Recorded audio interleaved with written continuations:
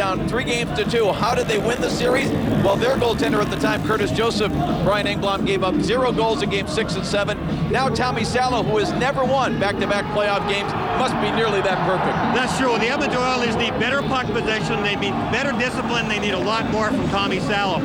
After a pretty mediocre regular season, he's had kind of a irregular playoff as well. I thought his Game 5 was probably his worst. He's not getting square to the shooter. He needs to fix that. Great championship teams always get production from the blue line. Nobody better in these playoffs than Sergei Zubov. Well, that's true. I mean, the Dallas Stars have a terrific defenseman. They have 16 points from the defense as a whole, and Sergei Zubov is the guy that's leading them offensively. He's got 8 points. 27 minutes plus on ice time. It's what he does in the offensive zone on the power play. He's definitely one of the best in the business in that department. And the most underrated part of his game is how he makes the first pass coming out of his zone. We are on ESPN2. We will get back over to ESPN when the NBA playoffs are over. But you know that this team, from the time they leave the dressing room, is motivated by the noise in this building. Game 6 between the Oilers and Stars coming up next. At a giant store that sells anything, you might find yourself a lawn tractor. But you'll also find Timmy. Awesome! At your neighborhood dealer, you'll get a friendly face, expert advice, great service, and the outstanding performance of Simplicity and Snapper products. Powered by Briggs & Stratton engines. So visit your neighborhood dealer and prepare to be impressed. Awesome.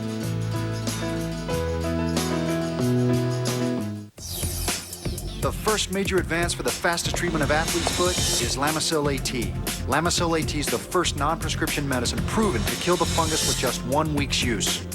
Not even a prescription can beat that. Lotrimin AF and Tinactin still expect you to treat for 4 weeks. Who's gonna do that?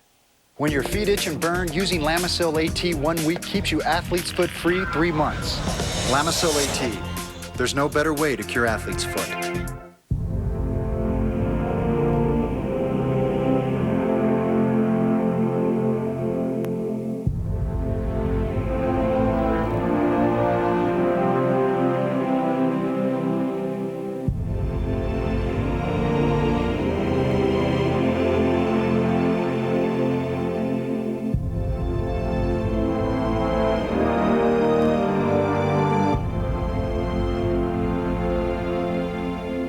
For years, people have been telling us that a long-distance call is so different from a local call that it has to cost more money. They both look like apples to me. That's what's great about the neighborhood. You can get unlimited local and long distance for one low monthly price. So every call from home is the same. That's some fresh news. Call 1-800-JOIN-MCI today for unlimited local and long distance in the neighborhood. People do some strange things to cars. But Carfax can give you the real history of any used car, and that could save you thousands. Go to Carfax.com or your dealer for a Carfax report. Don't buy a used car without Carfax. Stanley Cup versus Niagara Falls. Let's see who attracts more attention. Here it is. That's right, you're not seeing things, folks. Pretty cool, huh? This is your wedding present. Can we just take that? Is it pretty? Want to get your name on there? A real cup? Check that. Are we ever lucky? Is this like the 8th wonder of the world?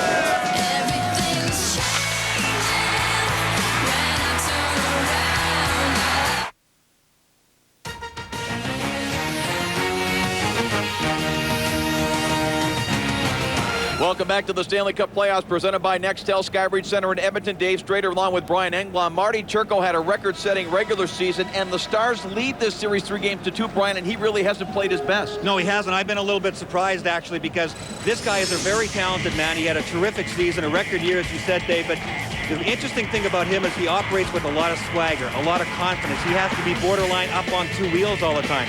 And when you let in goals like this, especially the 5-hole goals from bad angles, it made a big difference for him, and it just hasn't been the typical Marty Turco.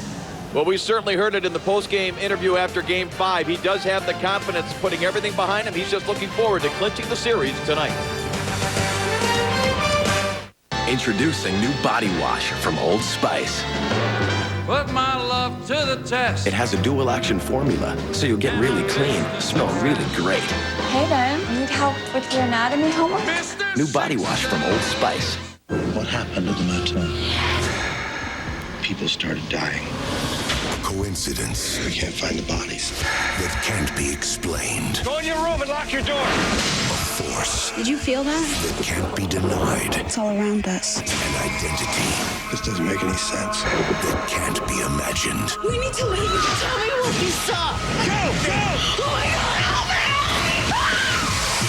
me! Identity. Rated R. Opens everywhere Friday.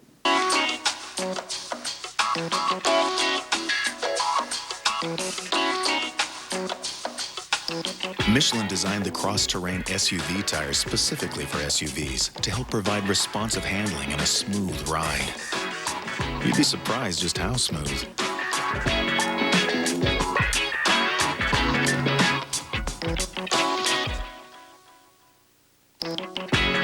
Michelin, because so much is riding on your tires. This is out of control. How am I supposed to manage all of this? No, that's not what I mean. Look, I just want this to work with that. That's not a solution. What am I paying you for?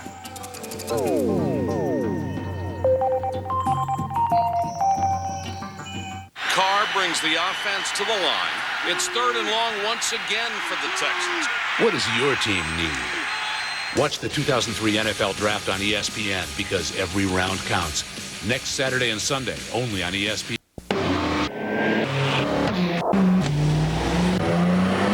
When you can go from 0 to 60 in seconds and get 0 460, it's Pontiac Performance Season. Get 0% financing for 60 months on a 2003 Pontiac and never pay interest, ever. Or get $3,000 cash back on most 2003 Pontiac models. See Mike Razor Pontiac. Enter a new dimension of home decorating with Dutch Boy Dimensions paint from Menards. A premium interior paint that features rich, bold colors to give your walls a designer look. Matte Flat is just $18.74 a gallon. Make any painting job faster with the Home Right paint stick. Just fill the handle with paint and push in for great results. This 5-piece kit is just $17.98. Menards has all your painting needs covered. Save big money at Menards. There is Loud, there is home ice advantage, and then there's Skyreach Center. This is something different. Our first opportunity here, Brian, for you and I in this Stanley Cup playoff series. First round between the Oilers, who face elimination, and the Dallas Stars. Craig McTavish, of course, had a lot of glorious years here as a player. They're trying to rekindle that tradition with this young Edmonton team, and the fans have been into it since well before the introduction of the players. Oh, there's no doubt about that. If you don't have any adrenaline pumping in this crowd, you're dead. The Dallas Stars, you know, came into this series without Bill Guerin and Pierre Turgeon. They are without Jason Arnott for an undisclosed injury for this Game 6. Claude Lemieux, the playoff veteran, is taking his spot in the lineup from the one we saw in Game 5. And a young defenseman for the Edmonton Oilers, Marc-Andre Bergeron, is going to make his first appearance, hopefully to help the power play. That has been a huge factor in this series. With Craig McTavish's team, as you see, 1 for 20 compared to 7 for 38 for the Dallas Stars. Discipline has to be the biggest part of the game for the Edmonton Oilers is this game. If they keep giving up power plays to the Dallas Stars, this is going to be all over. Corey Cross tried to dump it in and couldn't get it by Modano. Edmonton Oilers talked about first period, good start, stay out of the box. Let's see how they handle it. Long wrist shot, Turco steers that with the left hand to the corner. Marchand, Ryan Smith, and Hemsky in there on the forecheck. This top line for the Oilers has been badly outplayed and outscored by this top line for the Dallas Stars. And here comes Young, and centering attempts in the net. Scott Young with a centering pass, and Tommy Salo has given up a goal just 43 seconds into game number 6.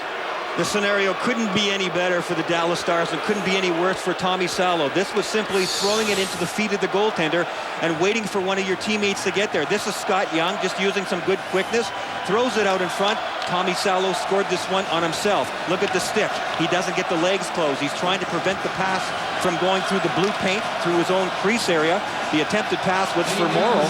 Morrow didn't have to touch it. 1-zip Dallas. Ouch for Edmonton. Takes the crowd right out of it. Dallas Stars have outscored the Oilers 9-1 in first period play in this series, and Dave Tippett was talking about the fact that they took great pride all year, the Dallas Stars, and how well they played in the first period. Fourth of this series for Scott Young. Here come the Oilers, back centering pass, hits a skate as Larocque went to the front of the net. And back comes Stu Barnes. He hands it off. Left wing Dahlen with a drive, and that's sailed past the glove of Salo. And back come the Oilers now. Here is Brad Isbister. Isbister into the zone. Hands it off Larocque. Larocque a shot at goal. Turco was down, and we got a penalty coming. Playoffs on ESPN, presented by Nextel. This ESPN exclusive presentation brought to you by Nextel. Life's better when your cell phone has a walkie-talkie. And in part by Bud Light, the proud sponsor of the NHL. Chevy Trucks, the most dependable, long-lasting trucks on the road. And Southwest Airlines, more than 2,700 non-stop daily flights to 59 destinations all across the country. Things are going from bad to worse here. Mike Comrie just called for interference on the goaltender. He skated through the crease and got a pretty big piece of Marty Turco. So now this deadly power play for the Dallas Stars is back in action. It's exactly what we talked about. Edmonton continues to take penalties early in games, and it continues to hurt them. And for the second straight game, will it be a 2-0 Dallas lead as this shot from Sador, handled by Salo.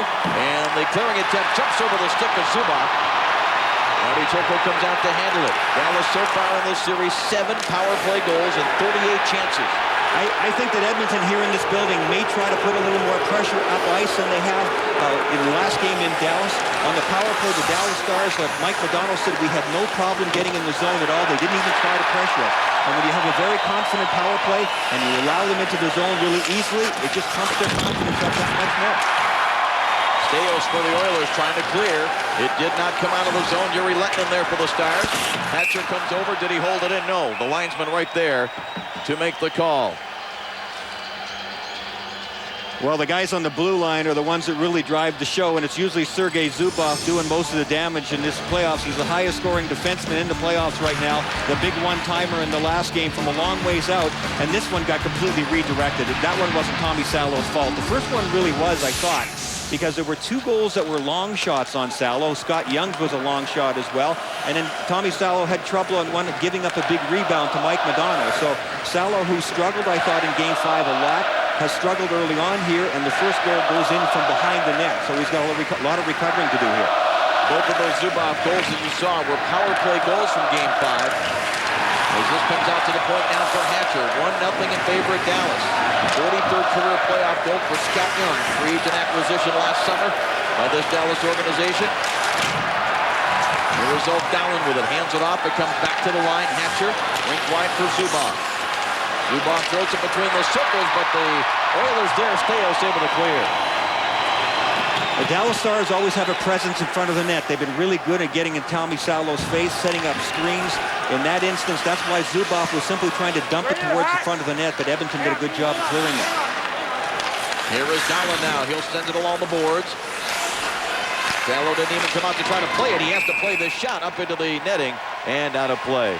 Tomorrow, the NHL playoffs continue. Easter Sunday, 3 Eastern on ESPN. Game 6 of the Washington-Tampa Bay series presented by Nextel. Tampa Bay trying to close out that series up 3-2. And then over on ESPN2 at 7 Eastern, Vancouver will travel back to St. Louis to try to force a Game 7. The Blues lead that series 3-2. For more, log on to ESPN.com. And after losing the first 2 games on home ice, Tampa Bay has come back and won 3 straight. 2 in Washington and Game 5 back in their building. And how about that Flyers game this afternoon, too? Boy, they look pretty dominant over Toronto in that one. Philippe Boucher now for the Stars, who have had a power play go by the boards, but they have the early lead. Into the zone now, Kirk Muller, along with Kapanen. DeMaio skates over and touches the puck, but the play had been whistled offside.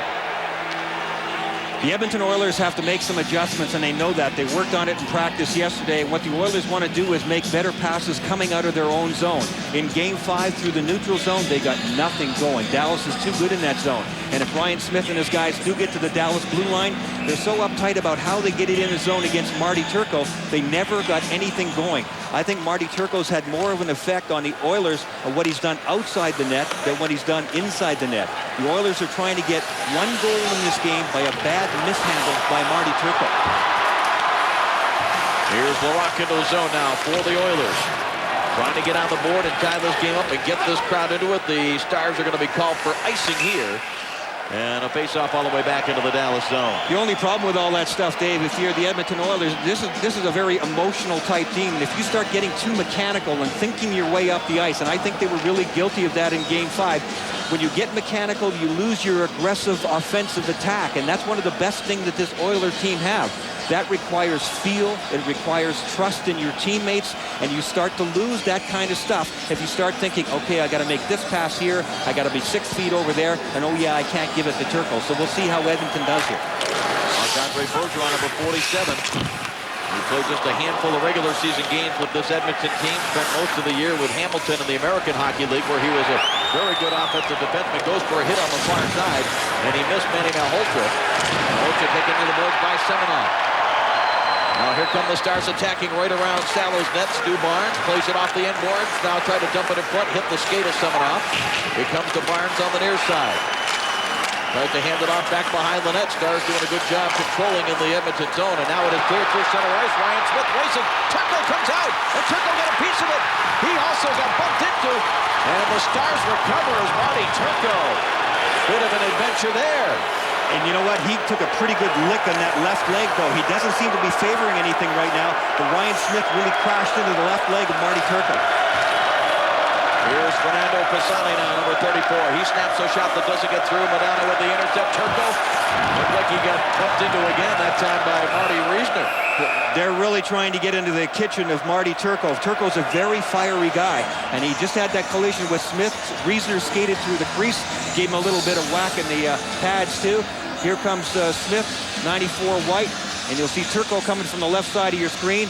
And see the collision there? That's what I'm talking about. That can be hip flexor problem or knee problem sometimes. So I was watching Turco as he went back to the net. He didn't limp at all. And it looks like he's still doing okay. Then right after that, here comes Reisner. And that's no accident. Yeah. They're trying to get into his kitchen and get into his head, get him things off right away. Face-off controlled by the Stars. Brendan Morrow plays it down into the Oilers zone. 5.5 gone by here in the first period. The Dallas Stars scoring just 43 seconds in. Scott Young from Modano and Zubov. And as Brian pointed out, from behind the goal line. Put it right in the feet of Tommy Salo, who actually kicked the puck into his own net. Ethan Morrow tries it back the other way. Turco comes out to handle the puck. Hands it off Stefan Robidas. Moves it up the boards. And it is chipped out of there by Scott Young.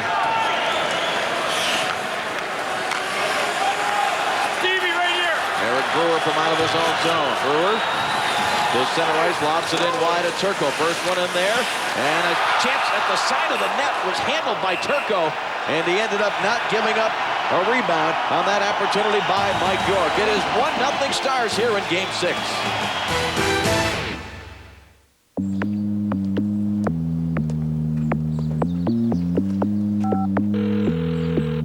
Voice message, press 1 or wait for the tone. I think I need my car back. I have to go to a meeting. Okay, Daddy, I'll be home in 10 minutes. Okay. Life's good when you're George Lopez. But life's better when you're George Lopez and you have the cell phone with a walkie-talkie. Get right through. Nextel. And now the toughest leg of the strongman competition, Norm. The Bud Light Industrial Fridge Pull. Jim, that's 1,000 pounds of pure hernia that they'll try to drag across. Sorry to interrupt, Norm, but it looks like a fan from the stands has stolen the Bud Light. Oh! A huge hit from out of nowhere. And this guy's got the foot speed to take this thing all the way. Oh, man! Coming, bro! For the great taste that won't fill you up and never lets you down. Okay, who's the hero? Make it a Bud Light. The Chevy Trailblazer worst-case scenario. What to do if tailgated by a giant ore hauler?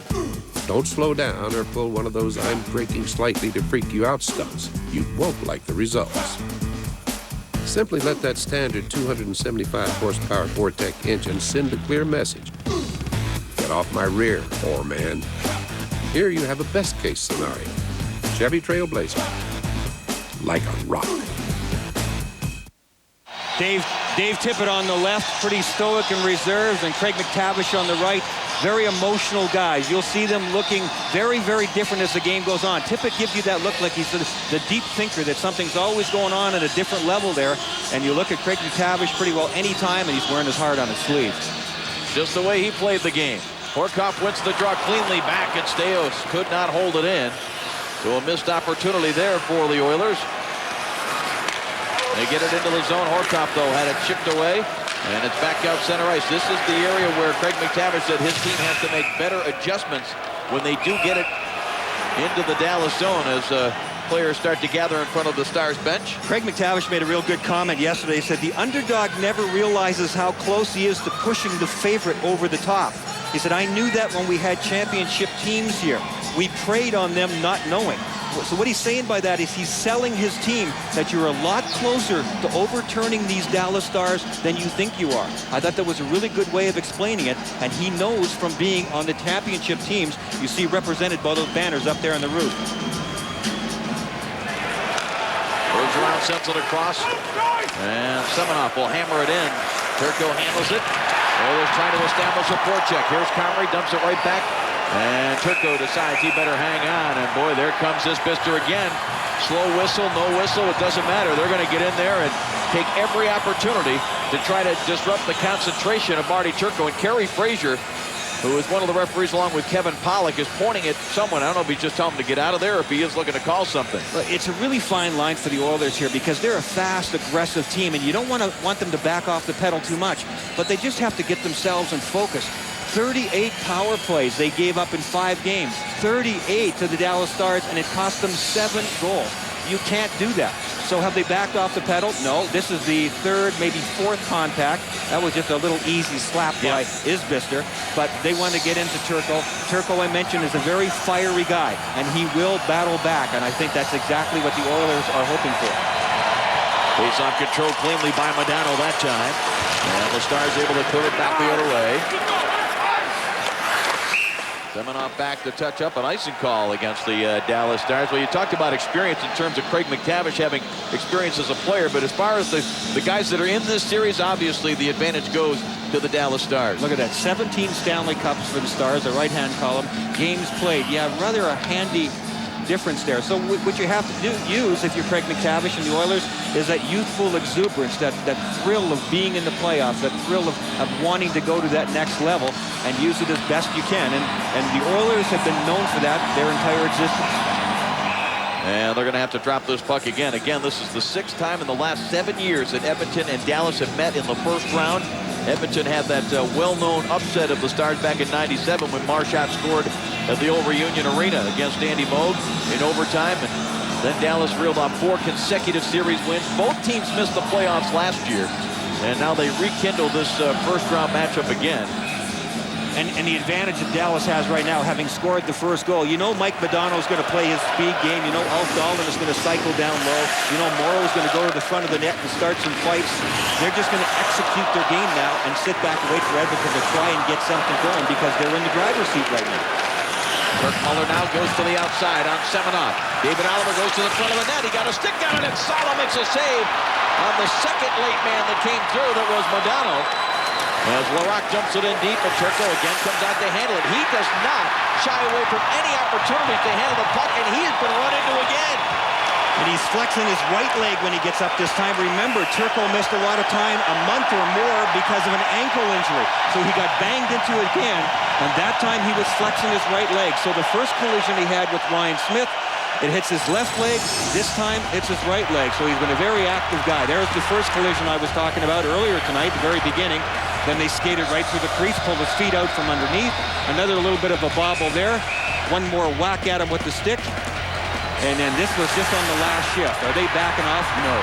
They're taking a beat on him. There's a bullseye on his back right now. And you talk about fine lines, and you know, the officials, I think, are looking at every situation and saying Turco's going out to handle it, and the Oilers aren't running right at him. A lot of times, any contact, when a goaltender's away trying to handle the puck, they will make a call, but so far, the Oilers have gotten the benefit of the doubt.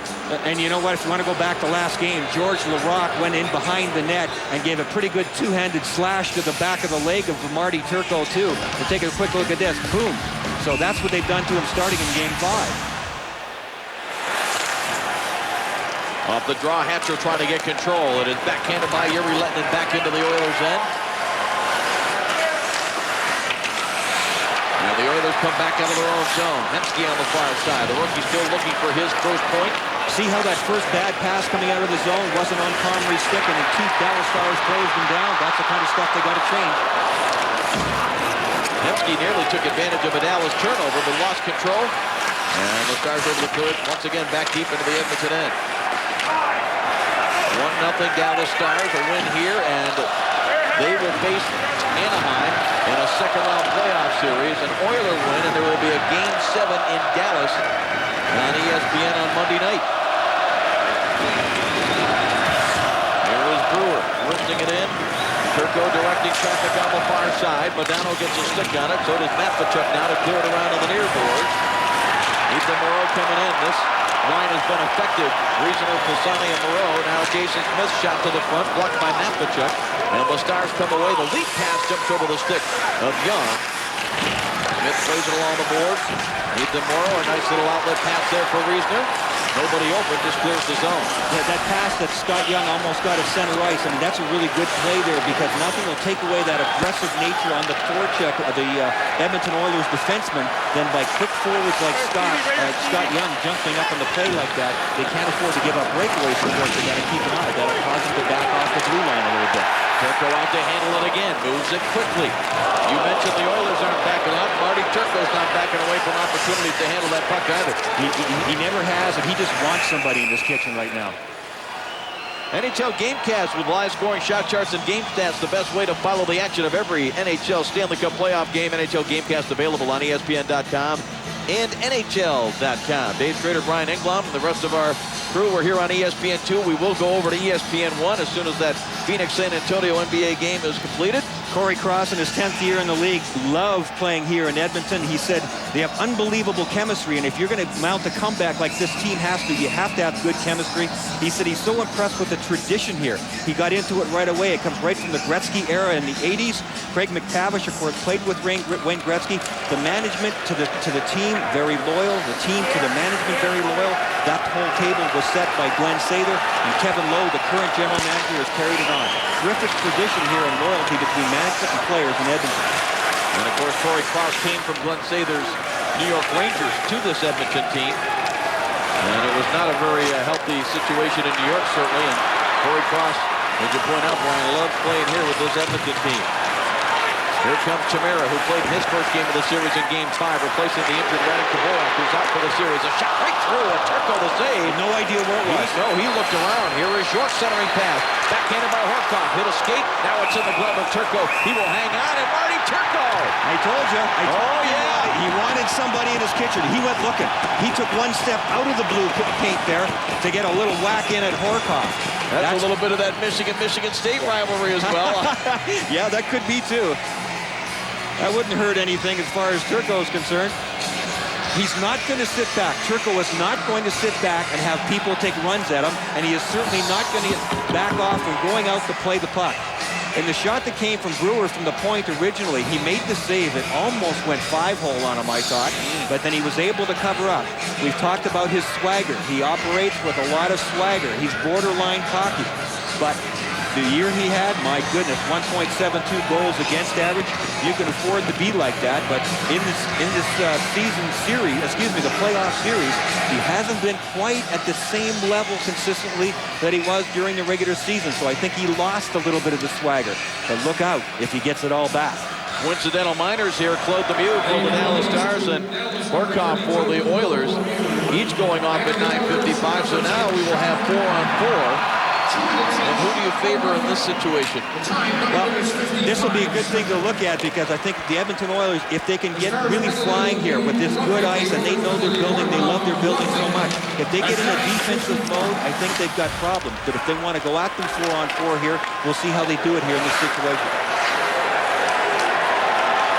Right now, Dave Tippett has Darryl Sador, Philippe Boucher as his two defensemen. Here comes Hemsky between the circles, lost control. And the Dallas Stars come back. We passed the halfway mark of this first period. 1-0 in favor of the Stars. Boucher scores! That is in the net! That was off the post, off the netting, and out. It is 2-0. I don't think Tommy Salo ever saw this one. I think they're going to go upstairs for a replay, but it goes off the post, off the middle crossbar, and right out again. The drop pass enables Philippe Boucher to just stride into this one, and he gets all of it. And look at Tommy Salo. He's out, he's challenging. That's darn near the perfect shot because it's not as if he's back in the paint. But Boucher, who could really rip it, you can see how quickly that one went in and went out. And to me, that's got to be all the way in. Just from the way it went in and came back on, it almost clanked all three posts. One post, middle post, and out. This one will really show it. Oh, yeah, absolutely. Inside the post, and you know what? Salo was out and challenging there. Philippe Boucher with the first goal of the playoffs. Man, oh man, what a shot that was. And now the people and the Oilers are in total shock, down 2-0 again. Now, it is the first round. There's a lot of hockey to be played. It's still the first period of this game, but how good does the management of the Dallas Stars feel about their off-season acquisitions last summer? Scott Young has been huge in this series, gets the first goal. Boucher. You bet. Philippe Boucher was one of the best off-season signings. He was a free agent. He played for last year assistant coach Dave Tippett with the Los Angeles Kings, right? And then Dallas signed him this year, so Tippett knew Boucher very well. The Kings, in fact, wanted to keep Philippe Boucher, but he wanted to end up coming here, and he's been terrific with the Dallas Stars all year long. But Philippe Boucher scores a 4-on-4 goal, and it stays that way. A little less than a minute remaining in the coincidental minors to Lemieux and Horkoff. 10 minutes, 42 seconds. The way that whole play developed, too, for Dallas, where they were so efficient coming out of their zone. Leighton in with the drop pass. He took the zone, dropped the puck for Boucher, who came up on the play, and he just whistled it right by Tommy Salo. Modano just rifled one high, just trying to rattle Salo even more. And the force of the shot missing the net comes all the way down the ice. Zubov has it there. That's smart thinking. You don't see very much of that anymore. Shot intimidation where you're at a bad angle, you don't have a chance to shoot. So you just whistle one right by the goaltender's ears. And Tommy Salo, being a human being, just he has to be shaking a little bit right now.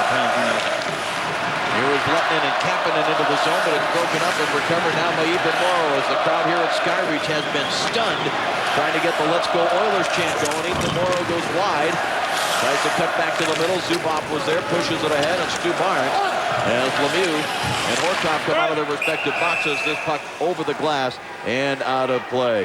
Philippe Boucher possessing a great shot. He used it in a 4-on-4 situation as the Stars continue their quest for the cup. Champions rise up. Now, the NBA playoffs on ESPN. Hey, Prima! Get off the ice! It's more like Prima Donna Cop! Hey, does anybody know the Russian word for loser? It's Prima Cop! Ladies and gentlemen, visiting from Western Russia, the parents of right winger Alex Primakov. Want to get away? Now you can. Fly Southwest Airlines with fun fares as low as $49 each way. You are now free to move about the country. If you're heading out there, I'll give you a tip. It's wild and it's far, and you're in for a trip. For just when you think it couldn't get rougher, the path goes crooked and the going gets tougher. But once you've traveled this far off the track, you won't settle for less. And there's no going back. The powerful Chevy Tahoe, like a rock.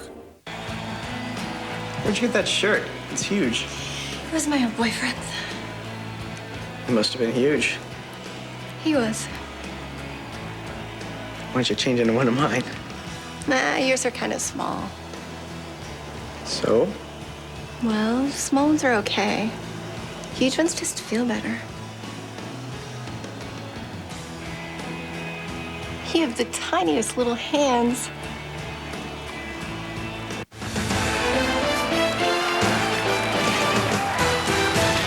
Just good old-fashioned playoff hockey. There have been a lot of collisions, a lot of them involve Marty Turco, and because of that, the Dallas Stars have certainly come to his defense, but nothing new. By the time you get to a Game 6 in any series, whether it's East or West, everybody's running at everybody, and nobody likes anybody.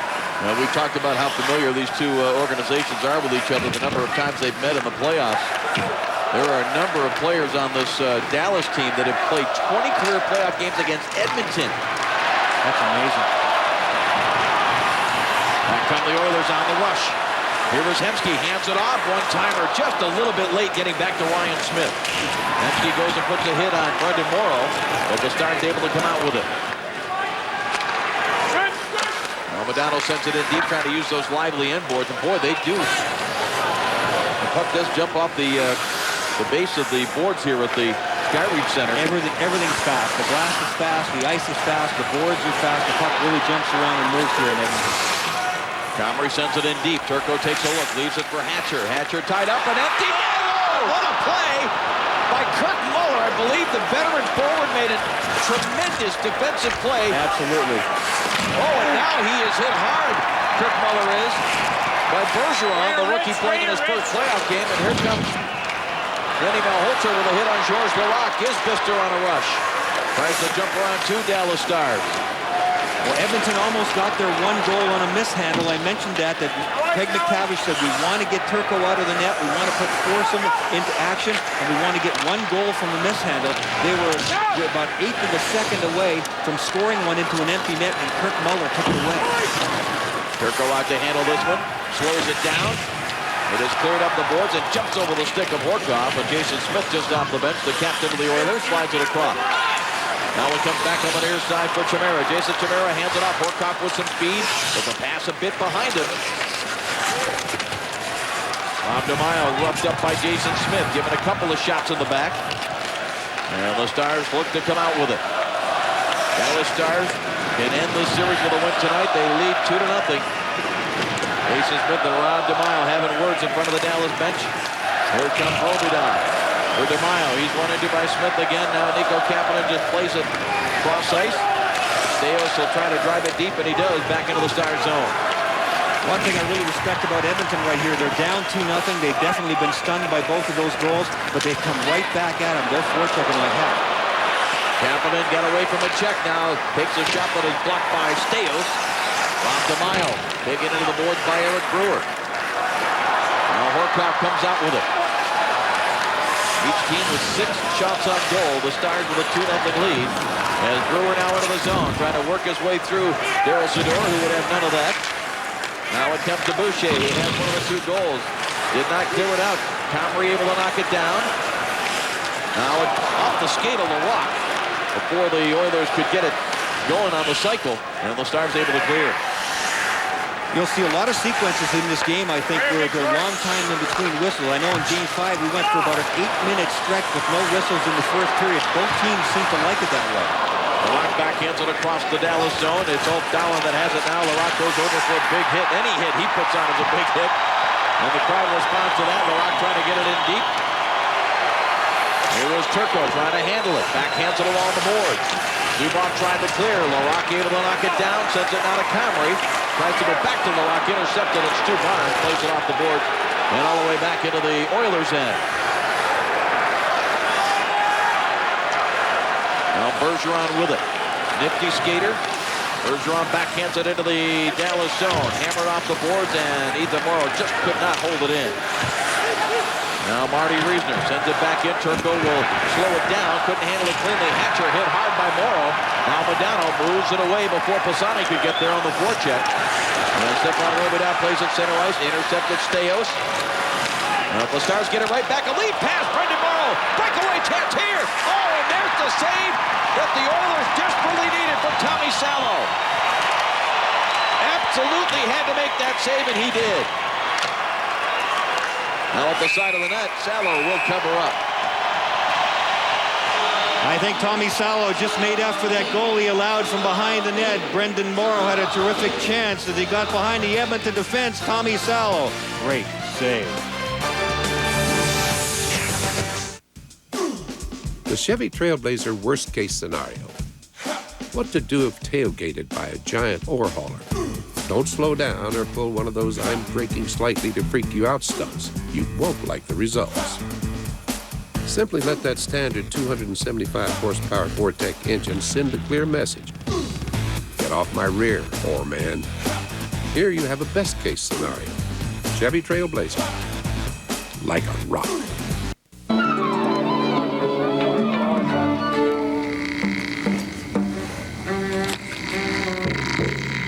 What time is it? 8:17. He's got the remote! Order a movie with on-demand TV and you can start it whenever you're ready and fast-forward it whenever you want. On-demand TV, only on Insight Digital Cable. What's your insight? So close. Within a hair, but not quite there. The hair stays for April Savings Day. Right now, get savings up to 10 grand or financing as low as 0 APR on Toyota, Honda, Jeep, Lincoln, Mercury, Subaru, Mitsubishi, Hyundai, and more. If you're in the market for a new car, the Bob Romanado Group is here for you. There's only one Bob Roman. The Bob Romanado Group, Sagamore Parkway, Teal Road, Creasy Lane, Lafayette.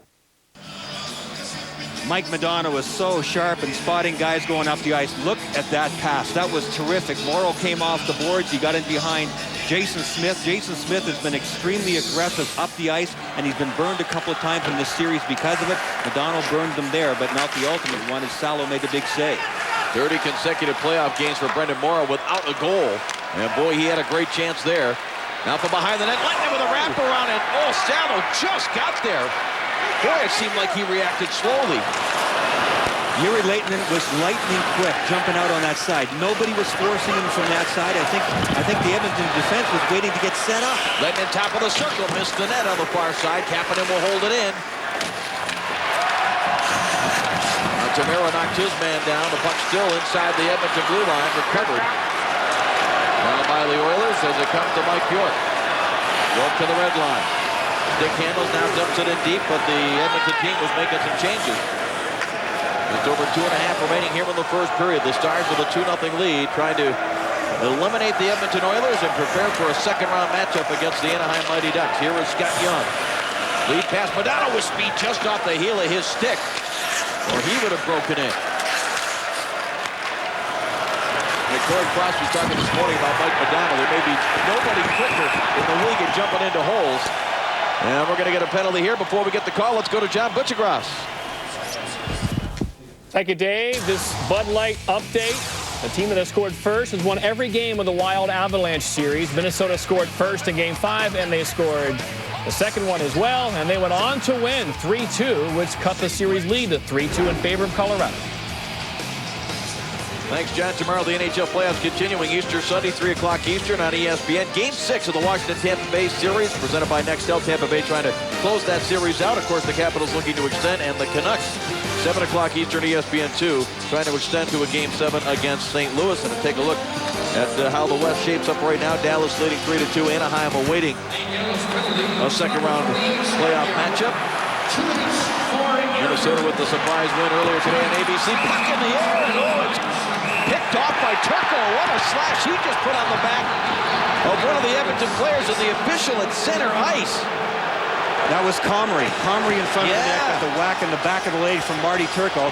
And Dallas is already short-handed here, so it's an Edmonton power play. Turco again being super aggressive after he makes the save. Watch Turco, the goaltender, will make the save. And after the whistle, he'll come up. And here comes Comrie. Comrie came in with his stick in his hands a little bit high, too. I think he was getting a shot in at Darian Hatcher. And Turco didn't like it much, so he came to the aid of his big defenseman. Puck's bobbing up in the air. The big mitt comes out. Ryan Smith, who was never shy to stay in front of the net. Oh, yeah, see, there's Comrie, and that's why Turco gave him a pretty good shot. And that's a nice, soft, fleshy spot. Right behind the knee for Comrie, and that's what Marty Turco was trying to take advantage of here. So let's see what the penalties ended up being, but that's what it's come to in Game 6. We've mentioned it's downright hatred between Dallas and the Edmonton Oilers now. 6 times in the last 7 years. They have played each other in the playoffs. That is phenomenal. That would work out that way so many times with 15 teams in the West. You'd think that somewhere along the line they get matched up a little bit differently, but these guys, it's really embedded deep. Coincidental minors as Marty Turco gets a penalty. And I believe that's Todd Marchant that also went in the box for Edmonton. So it does not affect the skating situation we had. Scott Young's 2 minutes for interference up on the board, and the Oilers continue with their first power play opportunity of this game. Trailing 2-0. Bergeron straight away. That's why he's in the lineup, to try to make something happen in this situation. His shot did not go through, but boy, that had some zip on it. Recovered by Comrie. He sends it back to Bergeron at the point. Fakes the pass, now sends it across for Brewer. Brewer to the net, deflected in behind the Dallas goal. Comrie on the far side has it. Top of the circle, fakes, comes out of Brewer. Brewer shot save. Turco and the puck up on the netting. Well, Edmonton moving the puck around pretty effectively. Big George Larocque, a big change they made on the power play here. 245 pounds he's listed at, and I think that's maybe light, about 10 pounds. When he gets standing in front of the net, you simply don't move him. And then they put the young Bergeron back on the point, number 47, who is only in his second year pro. He's only 5'9" and about 185 pounds. But 2 years ago, Bergeron had over 100 points as a defenseman playing in the Quebec Junior League. So does he have offensive talent? You bet. It's quite a way to get indoctrinated, though, jumping into the Stanley Cup playoffs, possibly facing elimination, playing for your Edmonton Oilers, and there's Bergeron right there. Just to let our viewers on ESPN2 here know, we're going to be switching over to ESPN with this hockey coverage, and women's professional bowling will follow us immediately here on ESPN2. And at center ice, here's Brendan Morrow into the zone. Makes the hole in a good old-fashioned hip check by Bergeron. And the play back the other way, Brewer, top of the circle, fakes, lets it go, and it's blocked in front. And Pisani had covered up, anticipated he might get hit by that puck, and he didn't see it when it bounced near him. Half a minute remaining in this period.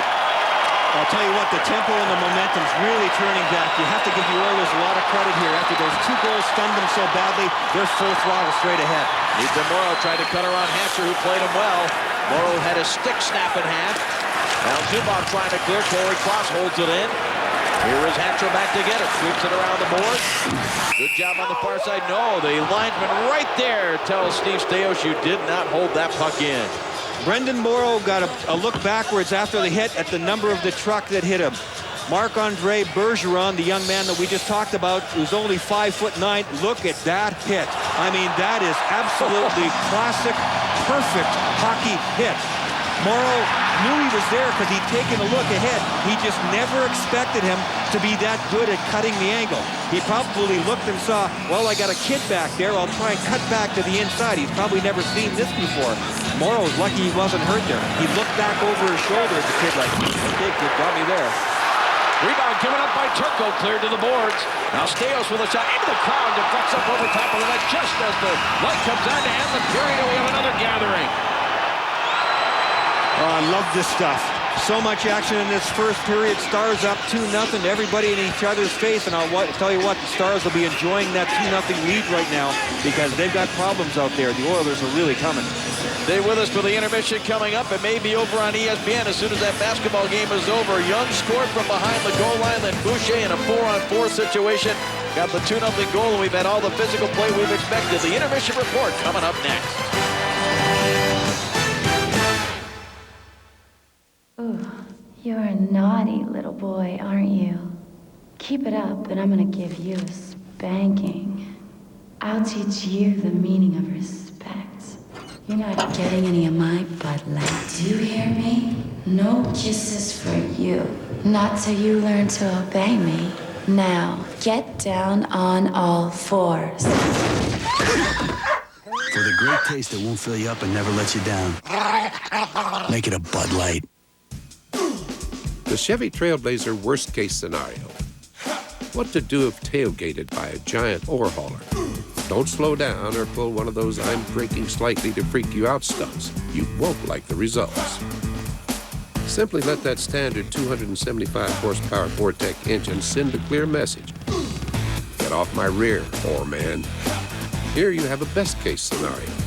Chevy Trailblazer. Like a rock. What if the prophecy is true? What if tomorrow the war could be over? Isn't that worth fighting for? Isn't that worth dying for? The Matrix Reloaded. Rated R. Starts May 15th.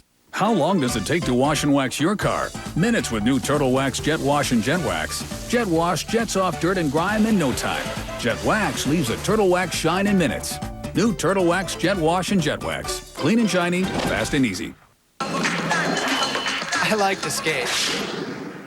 I don't like to sweat. I use Red Zone because it's the strongest stuff you can get, made just for guys. It absorbs in and helps stop sweat, period. Red Zone from Old Spice.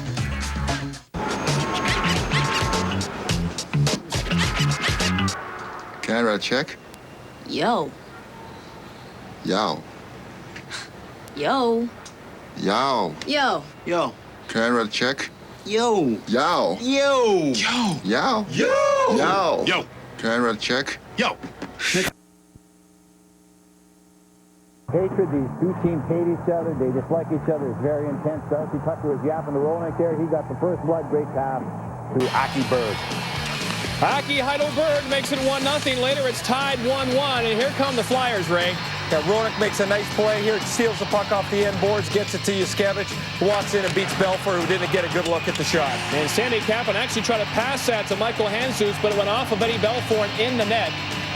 Eddie looked a little tired here, John. That was a bad rebound. We saw it hit the glove and go in. You're right, he was trying to make a backdoor pass. So there it is. Flyers win the very pivotal Game 5. Teams that win Game 5s in a 2-2 situations go on to win the series 80% of the time. 4-1 the final score. We saw Jeremy Roenick yap before the game with Darcy Tucker. After the game, he yapped with Chris Simpson. They came out and really played physical, and the first shot on net happened to go in and went in the middle of the net, so it was a little unfortunate, but we stayed poised, we stayed confident being in our building. We knew that our fans were going to be a good boost for us, and we stayed right with it, and our power play got 2 goals, and everybody's been criticizing our power play and won us a hockey game today. What can we expect in Game 6 in Toronto? Well, they're scratching for their lives now, and they're going to come out really hard. They're going to come out banging, and this is a very proud team that we're playing. They're not going to go away without a fight, so we have a tough game in our hands up there on Monday.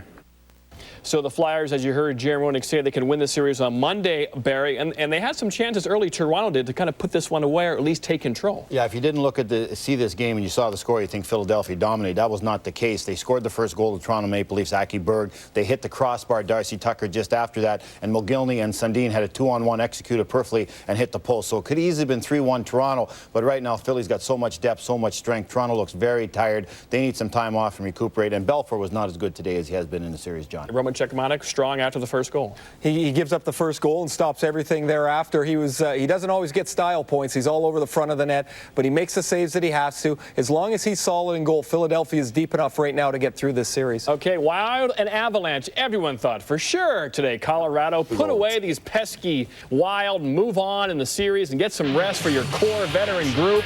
But early on, it is a softie, Barry. Willie Mitchell makes it 1-0, and scoring first in the series means everything. Everything to the Wild. They're a completely different team when they score first. They're the best winning percentage in the NHL when they score first. Patrick was not sharp on that. He's got to make that save. Manny Fernandez got the start in goal, Ray. Yeah, Jacques Lemaire said he would give Fernandez a start. Fernandez came in relief in Game 4 and didn't allow a goal once he was in there. He played very well early in the game while Minnesota was building their lead. DeVries turnover, Pasquale Dupuis. 3-0 Wild. Another shot that maybe Patrick could save, but the very uncharacteristic turnover in the neutral zone for the Avalanche. They usually don't do that. Boy, good day for the Wild. They'll go back to Minnesota for Game 6. The team that has scored first has won every game of the series, and the road team has won 4 of the 5 games in the series. Ray, you played over 1,000 games in the NHL. Were there games when you knew your team would play well and games when you knew they wouldn't play well? What were the signs you saw when you didn't play well? Well, when you don't play well, to me it would be when you get into warm-up and just the guys don't look sharp. Nobody's making their passes. Nobody's shooting the puck particularly well. It's hard to tell if the goalie's going to be sharp. Sometimes he's terrible in warm-up and great in the game, but it was obvious the way Colorado played, Barry, that they weren't very good today. No, they weren't mentally ready to play at all in this game. All right, again, they'll go back to Minnesota for a Game 6. Our score in Edmonton, well, Dallas, the 1 seed, doing very, very well after 20, up 2-0, weathering the storm from the fans.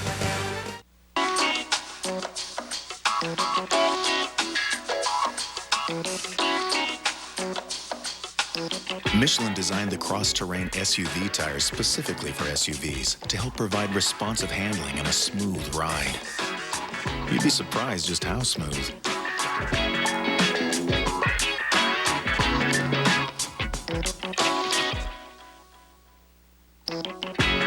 Michelin, because so much is riding on your tires.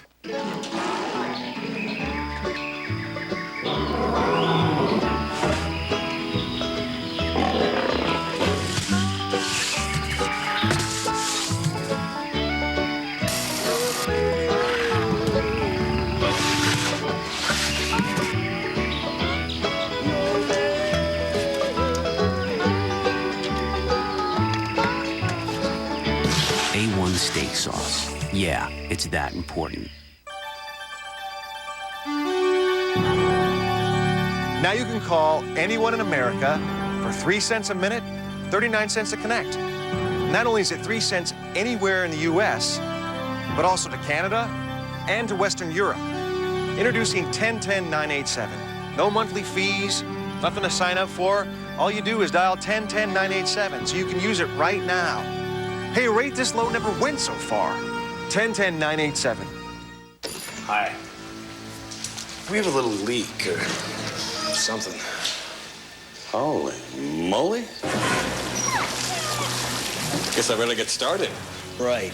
But first, could you give me your price and the prices of some of your competitors? You know, don't want to pay too much. Our customers know the importance of shopping around because at Progressive.com you can get our price for car insurance plus the rates of other big-name companies. You could save hundreds. Call Progressive today. Wow, you're so lucky. I know. I never knew I could feel so complete. I want to feel complete. Yeah. May I? Get the internet you've been expecting. Move to Earthlink. Our exclusive online tools get rid of virtually all interruptions and hassles. So no matter how you want to connect, we not only make it happen, we make it better. Why wait? Move to Earthlink. Call 1-800-EARTHLINK or go to earthlink.net for special savings. No Turgeon, Guerin, or Arnott. But the Stars have depth, and they lead 2-0. One reason why they have depth, they have money. On the offseason, they signed Scott Young to a big contract. He scored the first goal of the game, and just talked with Dave Strader and Brian Engblom.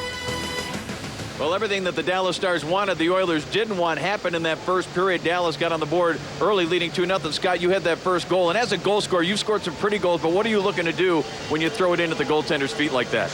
Well, honestly, I just came around. I'm looking to create a rebound for Brendan Morrow. I knew he was going to the net there. Thought he was covered, so I figured I'd throw it at the goalie's feet and just see what happened. Maybe there would be some confusion, leave a puck laying around for him to knock in, but fortunately it went in.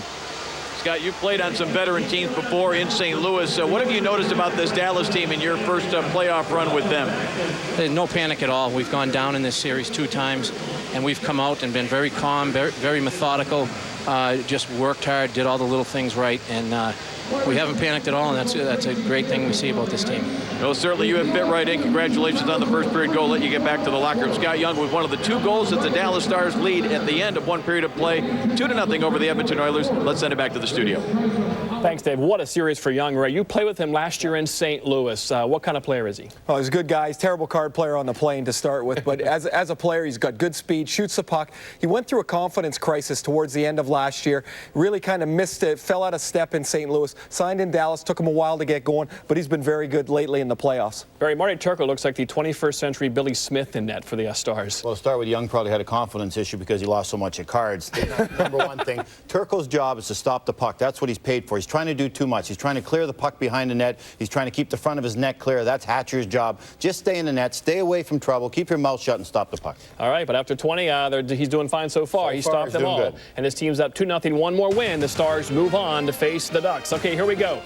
Hockey tomorrow. ESPN, right here, we have the Bolton Caps. 10-day wins. It's their first playoff series win ever.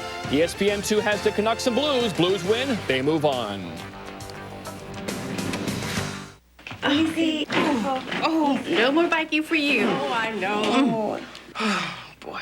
It's the moment of choice. Tylenol or Advil? What will the doctor give you? truth is, doctors have made their choice. Doctors nationwide choose Advil most for muscle aches, strains, and sprains. It's simply a better choice.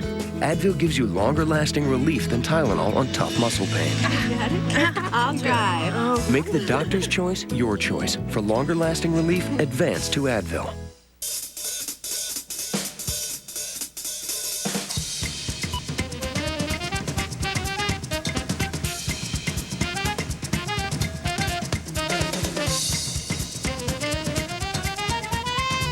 Are you paying too much for shipping? Priority Mail Service is dependable delivery starting at just $3.85. Maybe that's why we deliver more business packages than any two-day service. Priority Mail from the United States Postal Service. The players.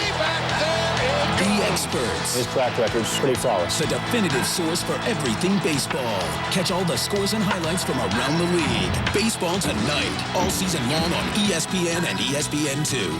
Here we go. The most anticipated film of the year can win you a fantasy sports weekend in New York. Log on to ESPN.com/contest to enter SportsCenter Matrix Reloaded. I'm in theaters May 15th.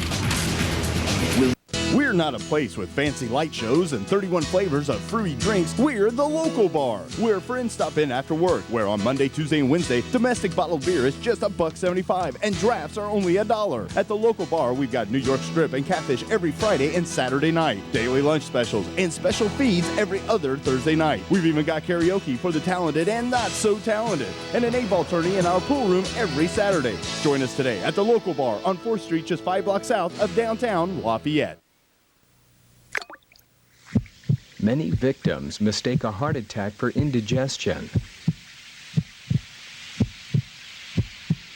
Many die. Know the signs. If you suspect a heart attack, call 911. It could save your life.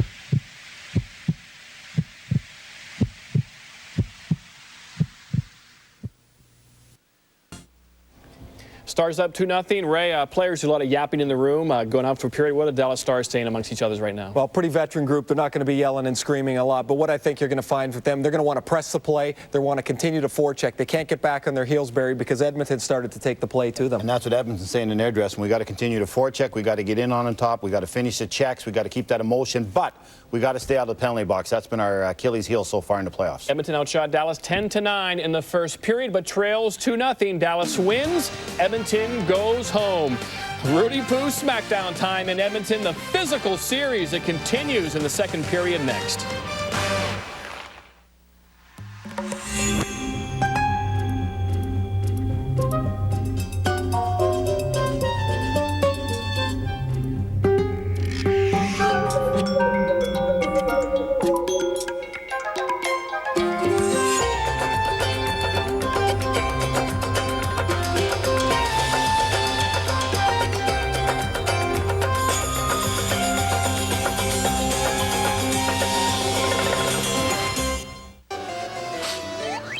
At a giant store that sells anything, you might find yourself a lawn tractor.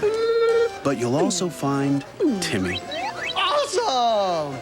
At your neighborhood dealer, you'll get a friendly face, expert advice, great service, and the outstanding performance of Simplicity and Snapper products. Powered by Briggs & Stratton engines. So visit your neighborhood dealer and prepare to be impressed. Awesome.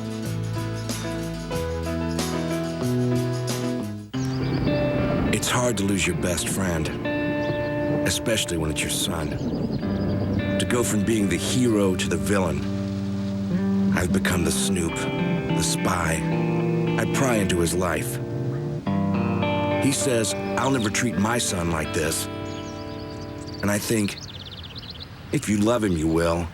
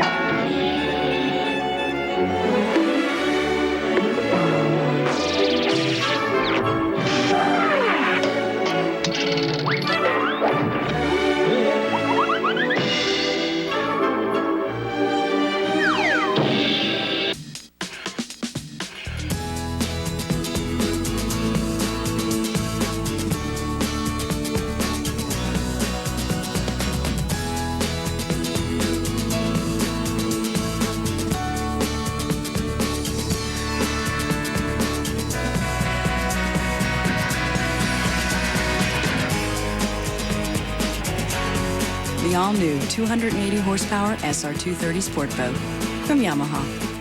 Introducing new body wash from Old Spice.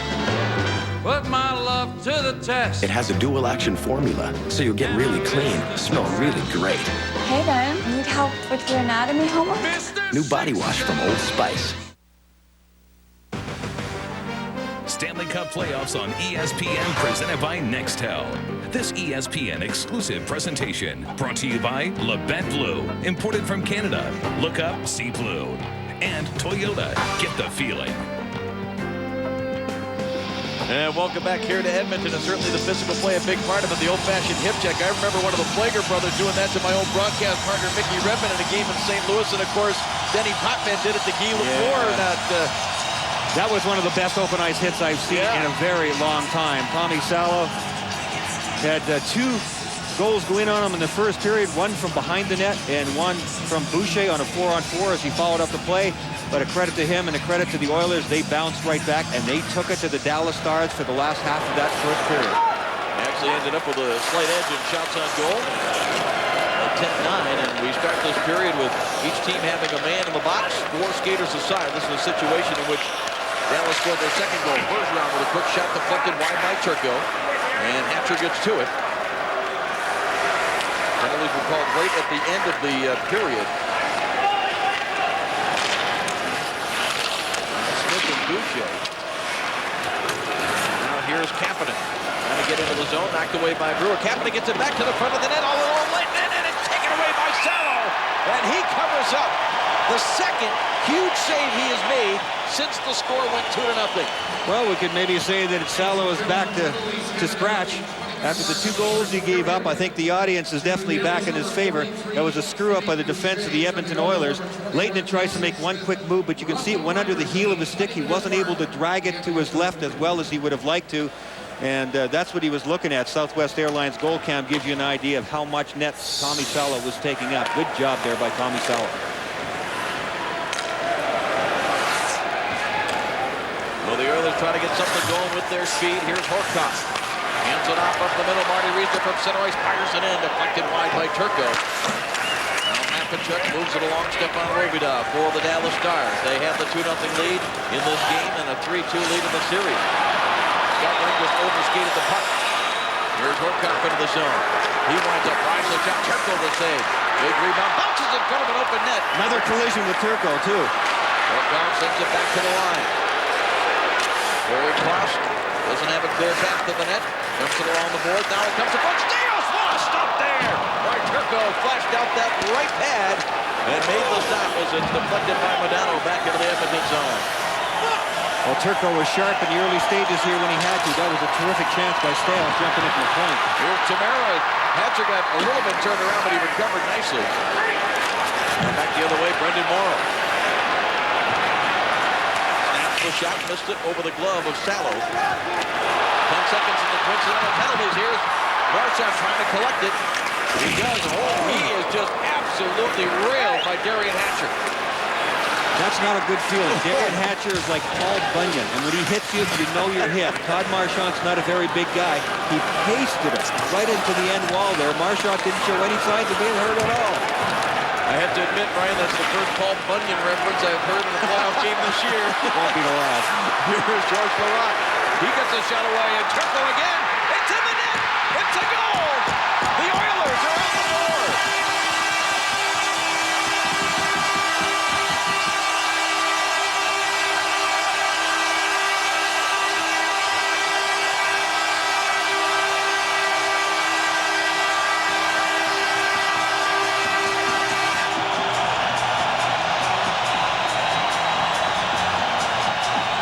The Oilers just continue to go to the net hard, and I think Ryan Smith's going to end up with credit for this one.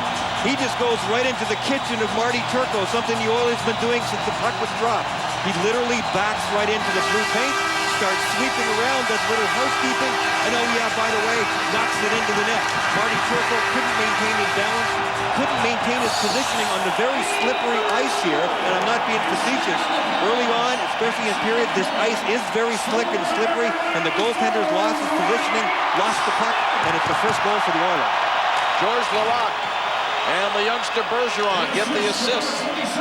Just the second goal of the series for Ryan Smith. Here's a drive and Salo the save. And now those two saves that Salo made, the breakaway on Morrow and the save on Yuri Letton magnified even more. The Stars, though, still have the lead. Finally, the top line for the Edmonton Oilers get some production.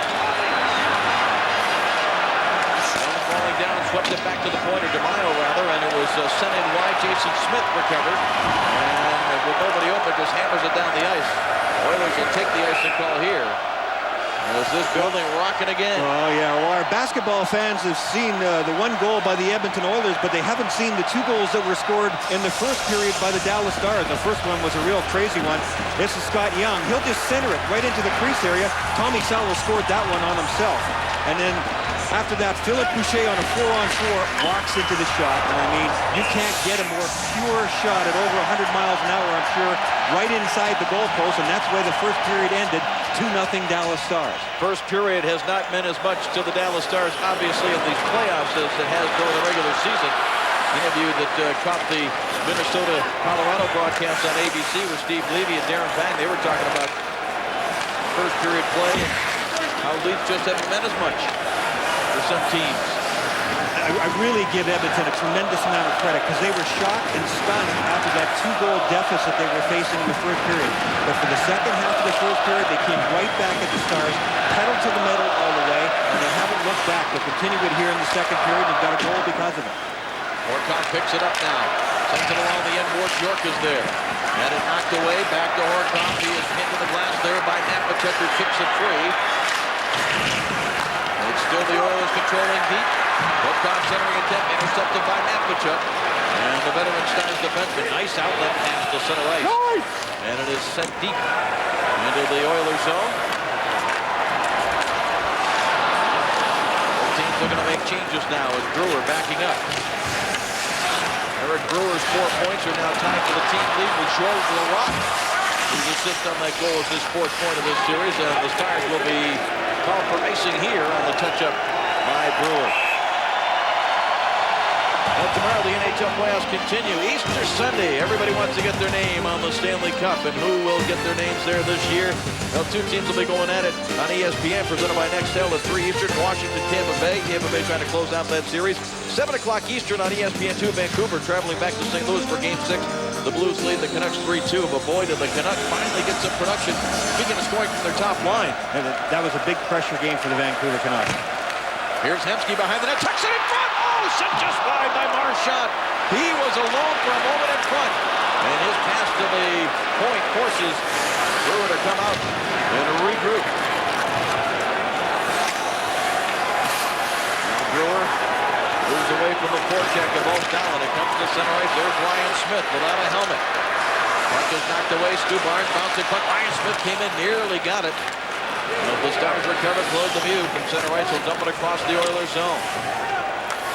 Well, the big line for the Edmonton Oilers, number 1 line, Smith, Marchand, and Hemsky most of the time are really getting things going. They've had their legs moving. Ryan Smith just scored that goal to get Edmonton back in the game, close to it on the scoreboard, and they're just marching. They're leading the way. It's something they had to have happen because they haven't had much success production-wise in this series. Oilers just got away with a couple of soft passes in their own zone that the Stars could not capitalize on. Here comes Dallas back the other way. But now, soft pass now for Morrow. Stales winds him up with a big hit. Knocks him to the ice. Carr responds to that. Modano to the lead puck out to Young. One-timer. He didn't miss by much. Trying to go low on the stick side. And here come the Oilers with some speed. Ethan Morrow into the zone. Forces it to the corner. The Sador ties him up. Now Cassani. And for Ethan Morrow. Centering pass, a shot, deflected up high. Stales with some traffic in front of Turco. Stales lays it back in deep. Marty Reisner. Now for Ethan Morrow. Pressure in the Dallas zone. Cassani with a shot. Loose in front. And the Stars get to it first. Ethan Morrow able to clear. The energy level and the ability of Edmonton to get the loose pucks, especially in the Dallas zone when they're forechecking, is enormously better than it was in Game 5. They never got any of this stuff going in Game 5 at all, and it was a big reason why they spent so much time in their own zone and just had that tired look all the time. They're not tired in this building. It is deflected by DeMaio back into the Edmonton zone. A race for the puck. Bergeron will get there and touch up for the icing call. Ryan Smith getting right in the face of Marty Turco. Finally got the Oilers on the board. They trail 2-1. I'll take Chris. Okay. Okay. I'll take Chris's buddy. You play net? Why not?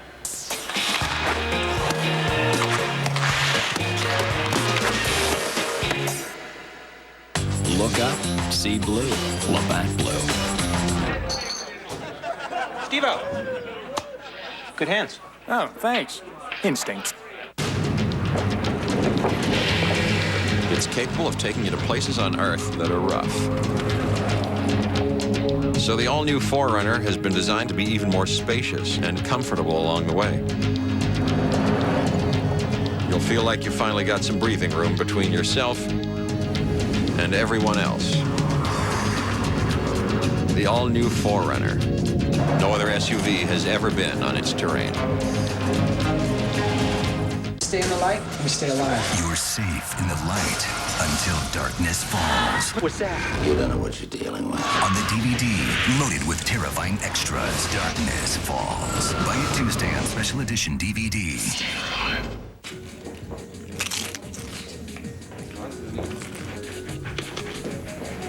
Feeling greasy? Dog, good dog. Okay. Bye-bye. Next time, grab Pringles. Well, when you do pretty well, you get your own number on your own water bottle. And Marty Turco taking a break during that last commercial timeout. Those goalies have to stay hydrated. In an intense game like this, when there's a lot of action, they can easily lose 10 pounds. Got to keep that water factor up. Of course, the other thing with the number on the individual bottles, there's been a lot of flu going around the National Hockey League. We've heard about teams being decimated. Good point. There's got 2 goals in the first. Stunned this crowd. But the Oilers have come back. Ryan Smith here in the second. Tommy Salo has settled down and made a couple of big saves. Here's Bister, hands it off. The shot does not get through. Back to the line. Bergeron on a drive. That missed the net. And it comes all the way out now for Yuri Leighton. He'll start it back the other way. Hands it off now for DeMaio. DeMaio takes a look across the zone. He finds Boucher open for a drive. A save by Salo. And he hands the puck off for Isbister. And the Oilers look to turn back the other way. Otherwise, Comrie with it. Into the zone with Larocque.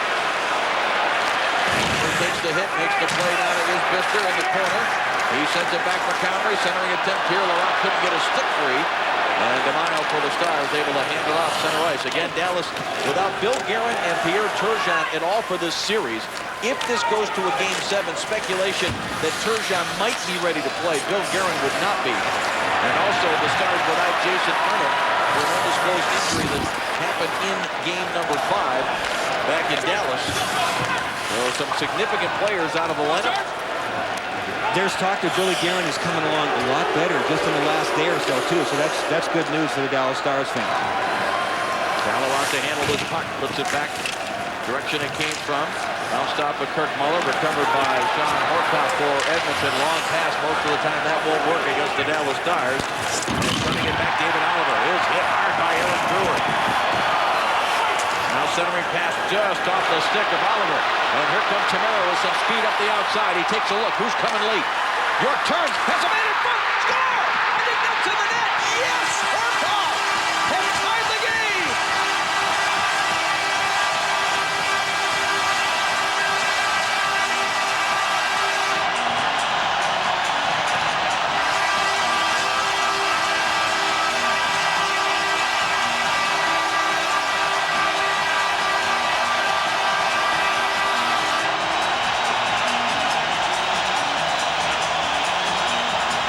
Oh, the Edmonton Oilers are juiced up. And Sean Horcoff, the recipient of a great play, a terrific breakout and puck control. We talked about puck control needing to be part of Edmonton's game. That spin around the move by Mike York, probably their overall most talented player, was absolutely brilliant, and Horcoff just took it to the net. They're playing football style, and they're going right for the goal line every shift. Well, that cast on the right wrist of Mike York might affect his shooting, but certainly didn't affect his playmaking ability. What a play he made. And the youngster from Michigan State, John Horkoff, has scored against his old Michigan rival for the 3rd time in this series. Hemsky, as the Oilers come right back with their top line.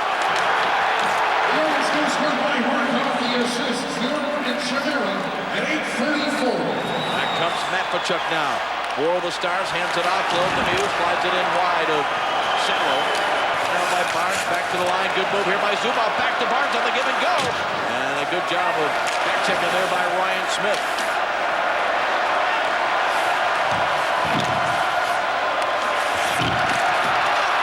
Jason Smith also got an assist along with York on the Horkoff goal.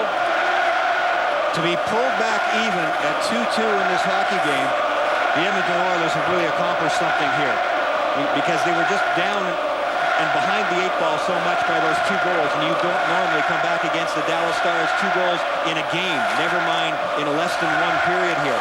But it's the mentality that they have, the mentality that they never approached in Game 5 offensively.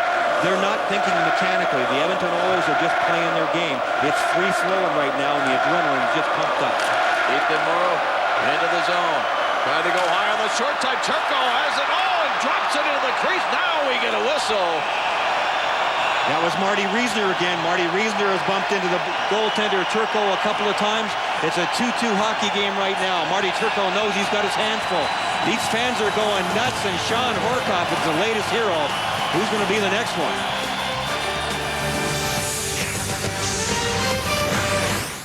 ESPN the magazine on newsstands now.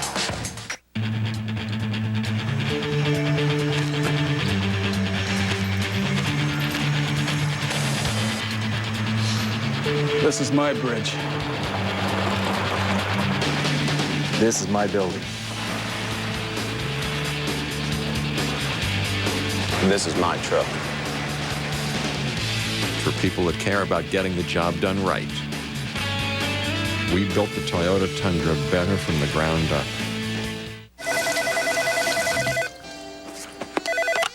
Hello? Hey, how you doing? You want to grab some dinner? Oh, it's you. You don't call for ages, and I'm just supposed to say, hi, great, dinner, fine. No, yeah, but But nothing. Did you hibernate or something? Whoa. Hey, let's go around. Shh. Yeah. Look up, see blue. Labatt Blue. You must be so hungry. Oh, yeah. Danielle, can you find another place for your backpack?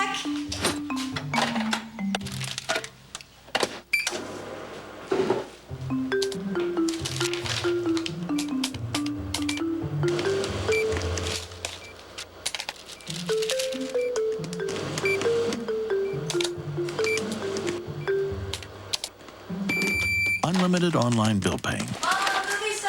Free from Bank of America. Right there. Higher standards. Well, chanting Turco, Turco to try to get inside the head of Marty Turco, the crowd here in Edmonton. What an atmosphere in this building. Former Northlands Coliseum, now the Skyreach Center. Great move by Comrie, takes a look. Sends it across in front of Turco to the far corner. DeMaio for the Stars. Was bumped there by Isbister, and back comes Nico Kapanen. Kapanen and Yuri Letnin. Nice play back to DeMaio. Drives the shot. Saves Salo. Now it comes back. Boucher. Glove saves Salo again. He has made 4 outstanding saves since giving up the 2 goals. What a reversal of fortune here for Tommy Salo. Goaltenders have more pressure than any other position in any team sport. Tommy Salo was down by 2 goals, and he's made some just stellar saves late in the first, and now this sequence here. Concentration, positioning, and just being forceful. Here's a look at the goal again, the spin-around move by Mike York, and then Horkoff finishing it off. The interesting thing about that, Mike York has a cast on his right hand that goes down to his wrist. He can't even flex the right wrist, so he has to use his arm like a lever. To make a play like that and spin around and make a pass when you're wearing a cast on your right arm, it's phenomenal. What a Saturday of playoff action here on ESPN. We had the Western Conference 8 versus 1 matchup in the NBA, and Phoenix was able to do what Edmonton did in the 8-1 matchup in the Western Conference of the NHL by winning the first game on the road. Here's a steal now. Holter with a shot that's rifled up and hits that netting and out of play. Kevin Lowe, the general manager of the Edmonton Oilers, told me the other day, he said he thinks this man is their overall best player and most skilled guy. I talked about that right arm. He had a fracture in his arm. And just to play, Kevin said to me, he said, you know what, I played with a fractured arm in the '88 playoffs, and he said, I'm a defenseman, and I was so physically exhausted at one point after a couple of games, I said, I don't think I could play anymore. There's Kevin Lowe, and you would think he was talking to Mike York on that last play, but Mike York, being a goal scorer and a playmaker, making a play like that with a cast on his arm is just unspeakably good. Hatcher lobs it back in wide. Ethan Morrow gets it and clears it back now into the Dallas zone. It comes down now for Reisner. Tried to dump it in front for Pisani and intercepted and cleared to the line, but held in by the Oilers. They are coming with a 17-14 shot advantage and a couple of goals here in the second period to tie this game 6 at 2 apiece. And Edmonton wins, forces a game 7 in Dallas on Monday night. Now it comes to Young. His shot deflected by Brewer. Goes in wide. Now Reisner and Corey Cross there for the Oilers, working against Modano and Morrow. Modano, nice play to Morrow, out to Young. His shot didn't get much on it, deflected wide. Back up Morrow to the line, and out of there. Now it is cleared by Edmonton. And with some speed, here comes Pisani. He drops it off. Ethan Morrow with a shot deflected wide of the glove, and that hit the netting. It's out of play. One of the things that the Edmonton Oilers have been able to do because of their puck possession game is take this guy out of the game. Mike Modano, one of the most brilliant players in the National Hockey League, with speed and his ability to control the puck, has not had the biscuit very much. He's had to chase around, play positional hockey, play more defensive hockey, which he certainly is more than capable of doing. But by taking the puck off his stick, Edmonton really does a good job of their own defense. You're watching the Stanley Cup playoffs here on ESPN, presented by Nextel. Dave Strader, Brian Engblom, the rest of our crew here at Skyreach Center. Down Butchergrass, Barry Melrose, Ray Ferraro back in our studios. There's a turnover by Lettman on the rush. Back comes Horkoff. Hands it off on the right side for York. Takes the shot, spins away. Now it is Mapachuk that takes over and hands it back to Rob DeMaio. Dallas first period goal. Scott Young is 4th of the series. Philippe Boucher his 1st of the series. Second period Edmonton goals.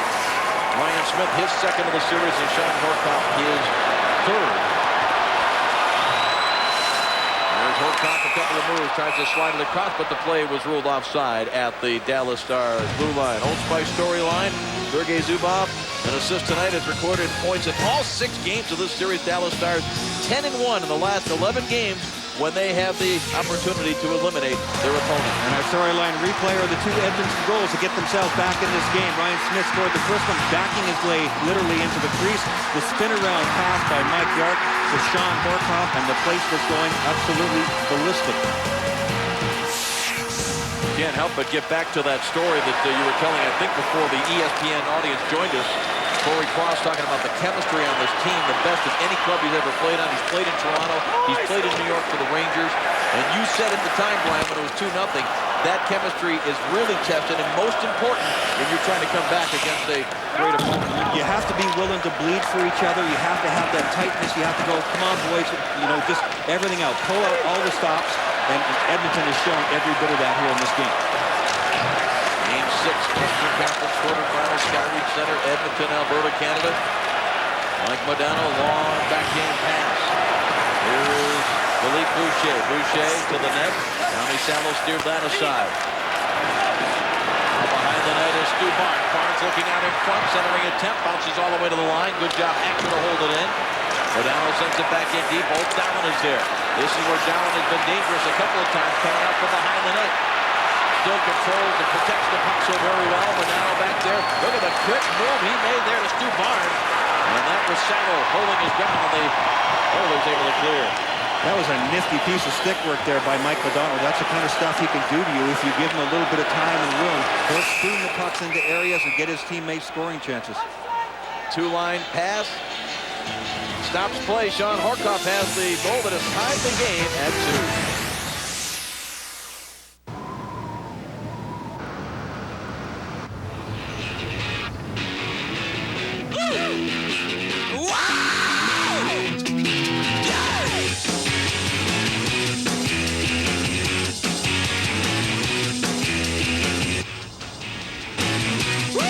car makes me feel like the road is my playground.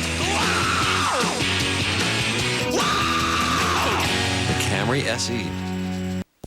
These are the final days of Chrysler's National Minivan event, so hurry in for great deals on our luxury minivan family, America's best minivan value. Now we'll match your down payment up to $750 and give you a $3,500 cash allowance for up to $5,000 down on Town and Country. Add our powertrain limited warranty, and it's not only the ultimate minivan value, it's the ultimate reward for your family. So hurry in. This event ends April 30th. Check out America's best values at your Chrysler dealer today.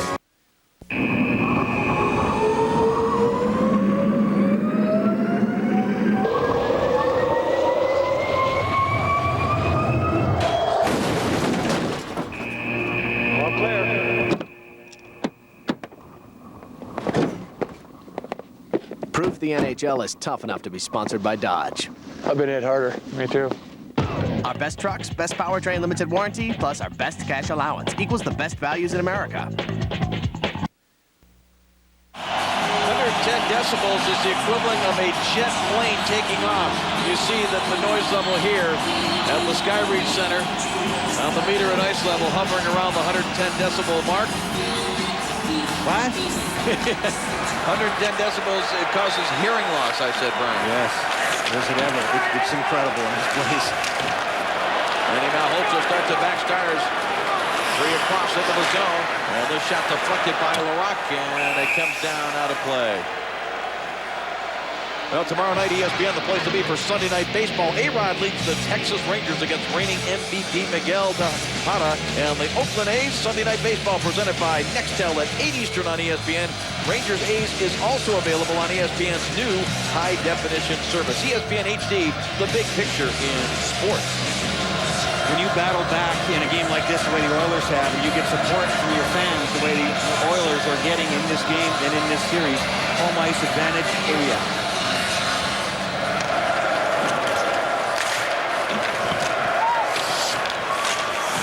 Deep in the Oilers zone.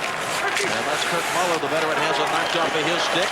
Diving play back to the point. Appleton fan on the shot. That was Malhotra that dove along the ice to keep that puck in. And here is Kirk Muller back the other way. Given a shove now by Semenoff, the young defenseman, playing along with Bergeron. Marc-Andre Bergeron, number 47, first career playoff game. He replaced Scott Ferguson in the lineup. For Craig McTavish. Malhotra tried to center, knocked away by Larocque, and it bounces out past Robida. Isbister with a burst of speed, and he's taken down. It's going to be a penalty coming against Stefan Robida. The quickness of the Edmonton forwards is really showing through. I mean, they are just flying up the ice. Every single one of them. They put a lot of pressure on Stefan Robida in this case. The defenseman has to turn and go with the opposition forward, and he did it for a couple of steps, but then Isbister just kept working and working and working, and Robida tried to get the elbow in to hold him up. Good call by the referee there, because Isbister had him beaten, would have been able to curl in around down low behind the net. So a chance for the Edmonton Oilers now. The shoe is on the other foot for Dave Tippett. His team is a little bit out of control, and they're taking more penalties than the Oilers. Just the second power play for Edmonton, but again, you can throw all the percentages out the window. If the Edmonton Oilers can get a goal here, the percentage still won't look very good, but the timing of getting a power play goal and getting the lead. You got it. That's the key. Marchand sends it along the board. Bergeron at the right point. Hands it off quickly at the hash marks. Ryan Smith. George Larocque planted right in front of Marty Turco. Bergeron straight away. Tried to get it through. Did not. Battles to keep it in the zone. Now the puck comes free, and it's chipped out of there by Barnes.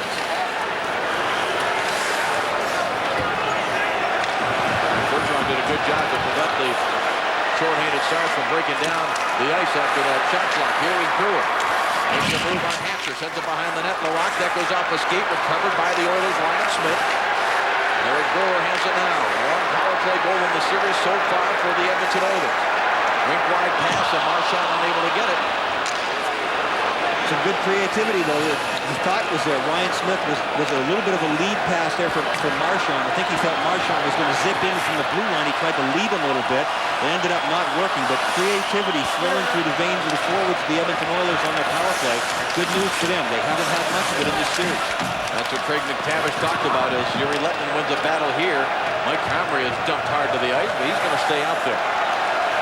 Half a minute left in the Robidoux penalty. Just over 3 minutes left here in the second period of Game 6. We're tied at 2. Stars lead this series 3 games to 2. Barnes panic lost it. York couldn't get much on the shot, but he did try to go high. Now it is back in the corner. Mike York has it there. York looking to the front, sends it right out now. Word is settled down by Stales. Cross in tight now for Comrie. Deflected wide. Here's York trying to tuck it in. Tried to back it off the back of Turco. Seconds of the Robidoux penalty. Stales sends it in deep. Centering attempt, blocked up high by Turco, and then some contact there. Turco certainly tried to embellish it, but the Dallas Stars don't care about that. They're coming after the Edmonton players for making contact. Yeah, Marty made that one look pretty good. Nobody's going to get a penalty here. Turco gloved that one out of the air. Sean Horkoff, who has one of the Edmonton goals, was hanging around waiting for a loose puck to drop, and that was Mike York, number 16 white, and just trying to throw it to the front of the net and get some kind of rebound, and that gets an 8-6 and a 9-1 and a 9-3 from the 3 judges here upstairs. And it looks like Boucher for Dallas and Horkoff for Edmonton, and that would be for the ensuing stuff after the contact between Horkoff and the goaltender Turco.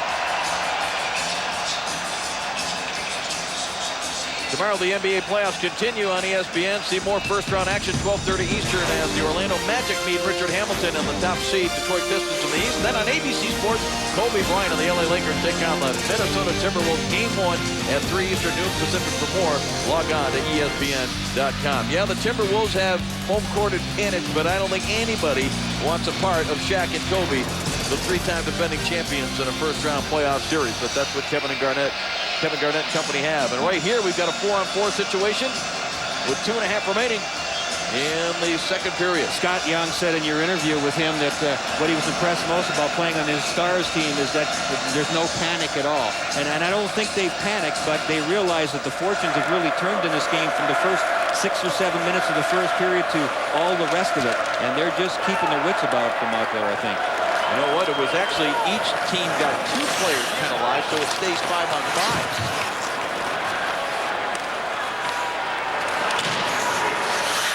Over 2 minutes remaining in the period now as Morrow hands it off. Young tried to hit a streaking Mike Modano, and that was blocked. And back comes Stales now for the Oilers. Lays it in for Riesner. Newbaum stepped into him and then lost his footing. Oh, another big hit by Hatcher in the corner. Turnover here by the Stars, but good persistence by Scott Young to keep the stick active on that puck. Stales has it for the Oilers and fires it high and wide. Each team has 2 men in the box. It is Boucher and Mapachuk, so the Stars will have 2 of their defensemen, Horkoff and Comrie, 2 Edmonton forwards out as well. Pass across now for DeMille. DeMille top of the circle, waits, hands it off for Sador. He lets the shot go deflected wide as Salo, and recovered and cleared off the glass and out through center ice. Brendan Morrow's not very happy. He actually got a good deflection on that because he was knocked on his backside. Daryl Sador shot from the point, then hit Morrow's leg while he was laying down on the ground and just went wide of the net. Morrow wanted a penalty on that. Here is Hensky trying to get himself free. Peels back from the pressure, hands it off to Brewer through traffic. And deflected wide and recovered by Kapanen. Nico Kapanen fires it in. Deflected wide by Salo. Hensky, number 83, trying to get control. In a little bit of trouble, got it to Brewer. Brewer, look out. He lost it to DeMille. Back to the line. Hatcher through traffic. Salo made the stop there. Under a minute remaining in the period. Critical time for both teams in a 2-2 game. And DeMille sends it back to the point. Robidoux had to jump over his stick. Getting some help now from Kapanen, who drops it back for Hatcher. Darian Hatcher just calmly plays it out to center ice.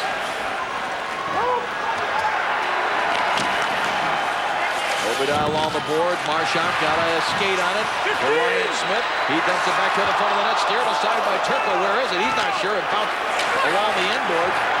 Now LaRock trying to get free. He's wrestled to the ice. And the sustained attack again by the Edmonton Oilers has been terrific. They just keep coming at them, keep coming at them.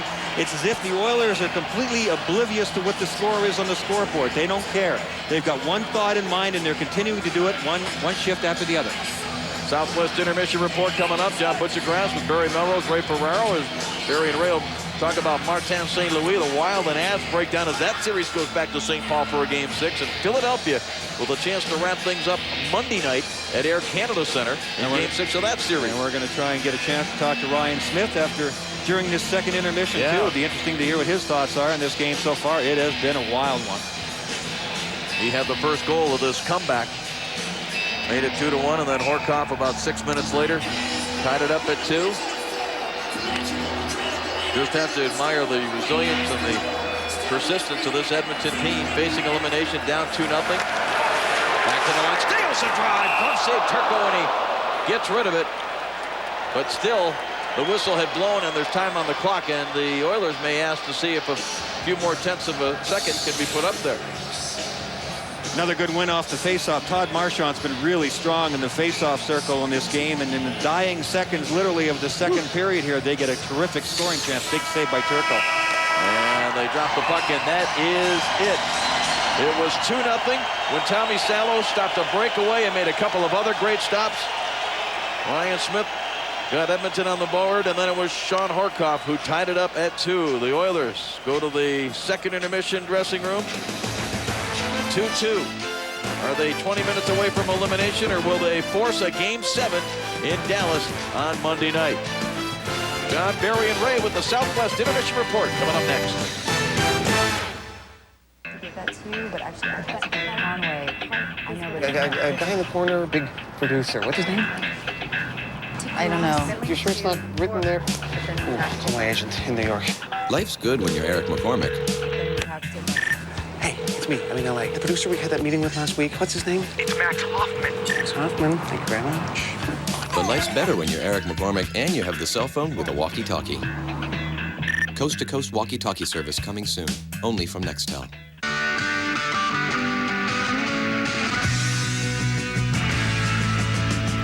What you really care about is that the Corolla S is one fun-to-drive car, but it's also good to know that Consumers Digest named the Corolla S a best buy.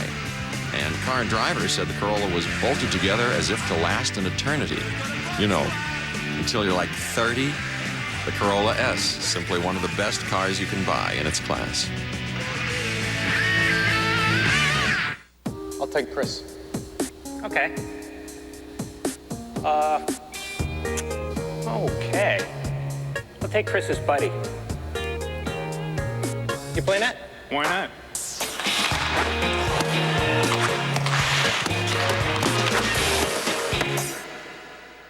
Look up, see blue. Labatt Blue. Steve-O. Good hands. Oh, thanks. Instinct. Introducing new body wash from Old Spice.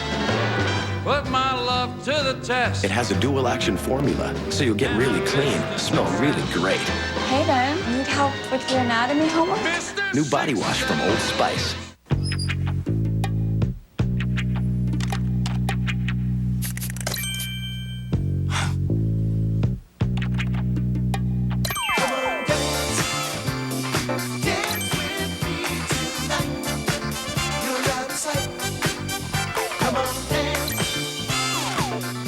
Our customers like a website that works instantly, like Progressive.com, where you can get a quote on car insurance and buy a policy right online.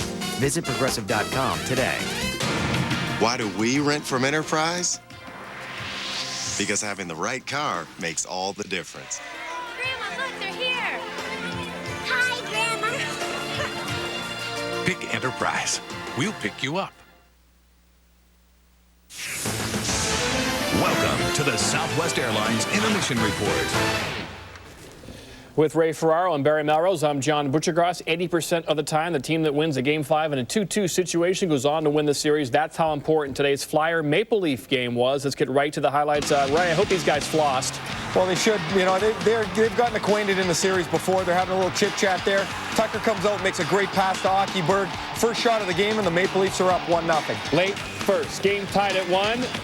Great play by Jeremy Roenick, Barry. Leafs weren't great in their own end tonight. You see Cavalier have complete control of the puck. You lose it to Roenick, and no one picked up Yuskevich in the slot. Now 3-1, Sammy Kapanen tries to pass it across to Michael Handzus, but off of Eddie Belfour and in the net, Ray. Yeah, the Flyers had struggled on the power play. They worked on it a lot, tried to change their setup a little bit. Kapanen's going across the crease, but it bounces in off Belfour. That's right. The power play was 2 for 21 coming in, 2 for 4 in this one. The Lightning could win their first playoff series ever. Tomorrow on ESPN, 3 o'clock Eastern, up on the Caps 3-2. And since John Tortorella switched some lines up, they've been really scoring. Well, his big change in the lineup was to take Fedotenko off the line with LeCavalier and replace him with Martin St. Louis. And what St. Louis has done is become the catalyst for everything that's happened with Tampa Bay. Those two players, along with Vinny Prospal, have scored every goal the last 3 games, as you mentioned.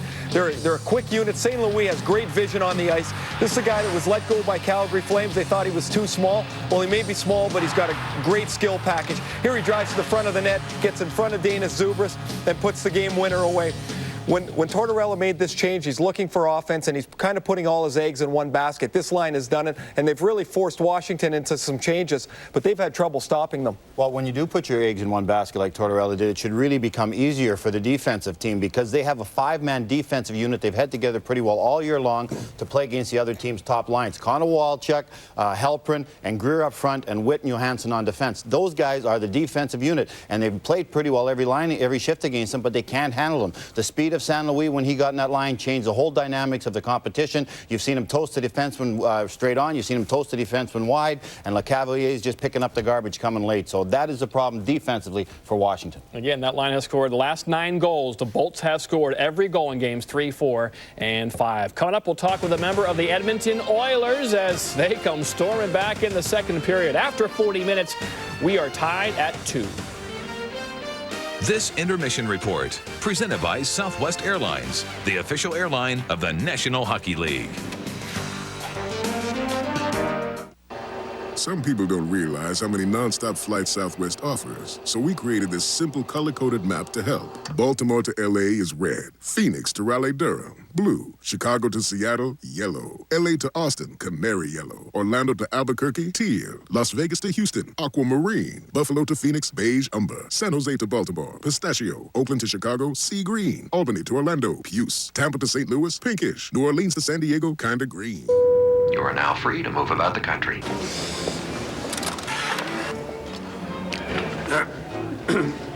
It's a very fine wine, sir. Looks expensive.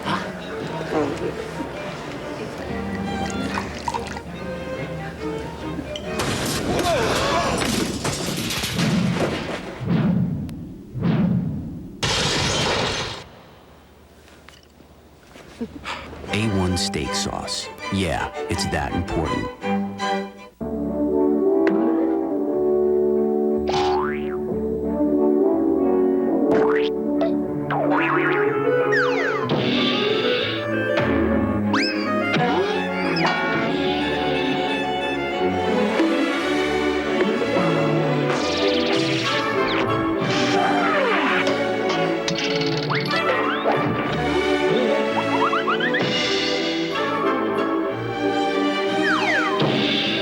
This week on Home Makeover, we're at the home of Paul and Christine Schmidt. Christine wants a new backyard, but they're tight on money, so let's get to work.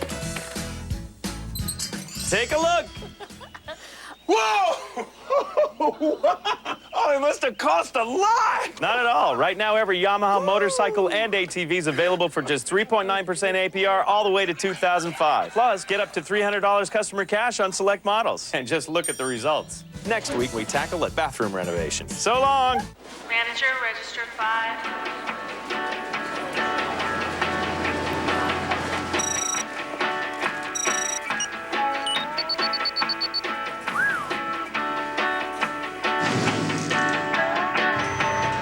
Hey, we're out of... No, we're not. It's like I think it, and it happens. Yeah. Yeah, .NET Connected Software helps you connect your supply chain. That's software for the agile business from Microsoft. That's one tough defenseman. Not bad for a guy from White Bear Lake. You mean Meadow Lake? White Bear Lake. Meadow Lake. White Bear Lake. Meadow Lake.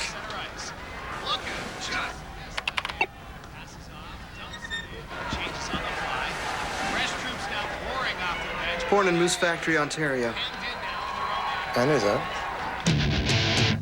For real-time scores, NHL video, and official NHL merchandise, the place to go is NHL.com on MSN. Welcome back to the Southwest Airlines Intermission Report. Second period goals by Sean Horkoff and Ryan Smith have tied things up in Edmonton. Ryan Smith with Brian Engblom in Edmonton. Thanks very much. Welcome back to Edmonton, where it's been a wild and wacky game, and it's 2-2, and downstairs is Ryan Smith, one of the goal scorers in this game. Ryan, tell me, first of all, what was going through your mind personally when you guys were down 2-0 in the first period? Well, our backs were up against the wall, and we had to try to fight out of it. And we came into the second period here, and we just played determined and wanted to play reckless and get some shots on Turco, and we did that in the second. How much of it is X and O's in a situation like this, and how much of it is just straight passion? Well, it's a lot of heart, no question. You just got to grind it out and find ways to create some traffic, and we know we're up against a great team over there, and we've played against these guys many times in the playoffs, so it's a matter of just playing smart and disciplined, and hopefully we get our chances and capitalize. Thanks very much for doing this. Good luck to you in the third period, because, boy, this has been just an outstanding game. 2-2 hockey game. Let's go back to the studio. I can't wait to see what happens in the third. Ryan Smith leads all Oiler forwards in ice time. Meanwhile, in Colorado today, the Avalanche can wrap things up against the Wild, get some rest before round 2. Here we go. But early on, Patrick Waugh, what happened there? Willie Mitchell, Barry. Long shot. I don't think Patrick was quite ready for it. Went right under his pad. He was in the butterfly. Everything looked solid. Watch it come up and hit him in the glove and go in. He'd like to have that one back. He can't let Minnesota score first. Here comes Jeff Shantz. Short-handed with Manny Fernandez, calm, cool, and collective, Ray. Yeah, Fernandez got the start today. Jacques Lemaire said he would get him one start at least in the series. Played very well in relief the other night and played very well today. Holy shnikey, look at that blast from Pasquale Dupuis late in the second. Perfect shot. And we're going back to Minnesota for Game 6. After 40 minutes, all tied at 2. Dallas, will they take care of business and move on to the second round? Find out next.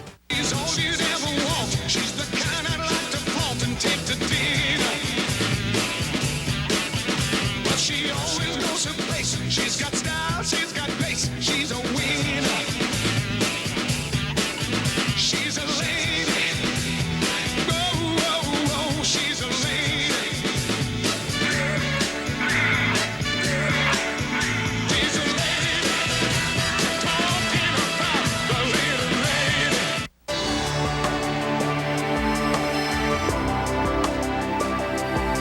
From now on, long-distance, local, and high-speed internet will be together. Voice and data networks for companies large and small will be together. The innovations of one of the world's largest internet providers and the simplicity of one global network will be together. Together, under one name. MCI. The players.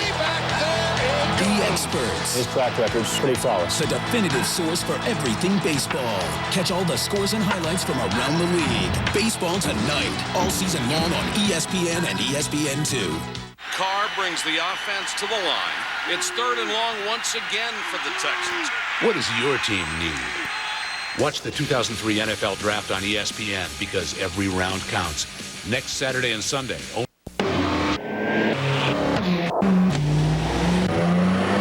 When you can go from 0 to 60 in seconds and get 0 460, it's Pontiac Performance season. Get 0% financing for 60 months on a 2003 Pontiac and never pay interest, ever. Or get $3,000 cash back on most 2003 Pontiac models. See Mike Razor Pontiac. Give your bath a new look with quality Omega cabinets from Menards and don't pay till 2004. This stylish 4-piece oak bath ensemble is on sale $694. A 5-piece oak ensemble with a convenient linen cabinet is $899. Save big on a great selection of lifetime warranty bath faucets by Delta. This Victorian style is just $79. A lifetime polished brass model is $139. Get quality and value at Menards. Save big money at Menards. Emmy-nominated NHL Tonight, 1 a.m. Eastern, 10 Pacific. All your scores and highlights. Dennis Leary on why the NHL playoffs are better than the NBA playoffs. No doubt about it. Can't argue with Dennis. This intermission report, presented by Southwest Airlines, the official airline of the National Hockey League.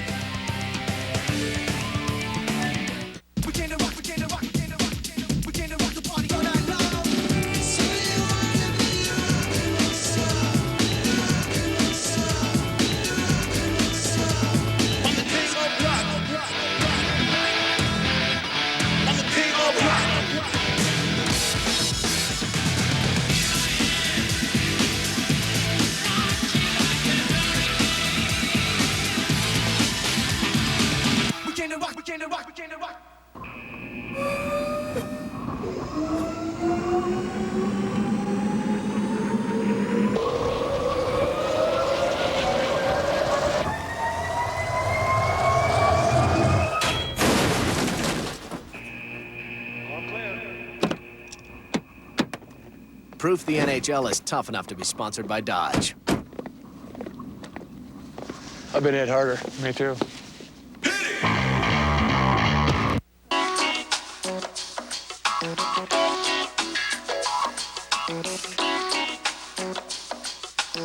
Michelin designed the cross-terrain SUV tires specifically for SUVs to help provide responsive handling and a smooth ride.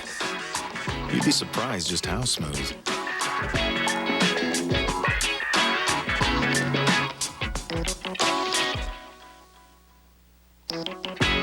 Michelin, because so much is riding on your tires.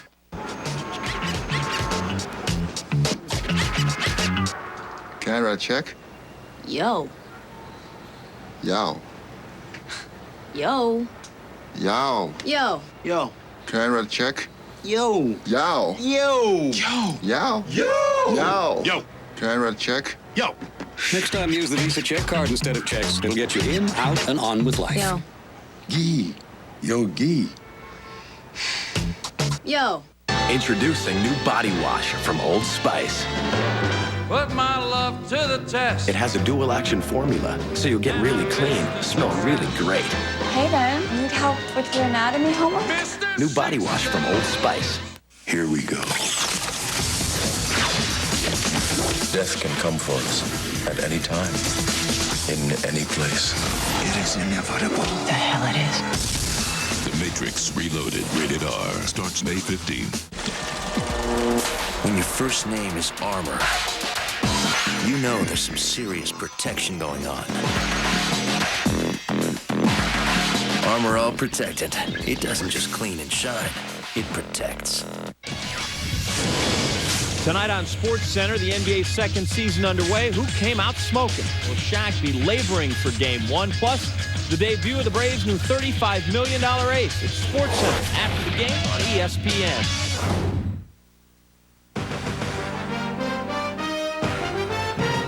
Stanley Cup playoffs on ESPN, presented by Nextel. This ESPN exclusive presentation brought to you by Nextel.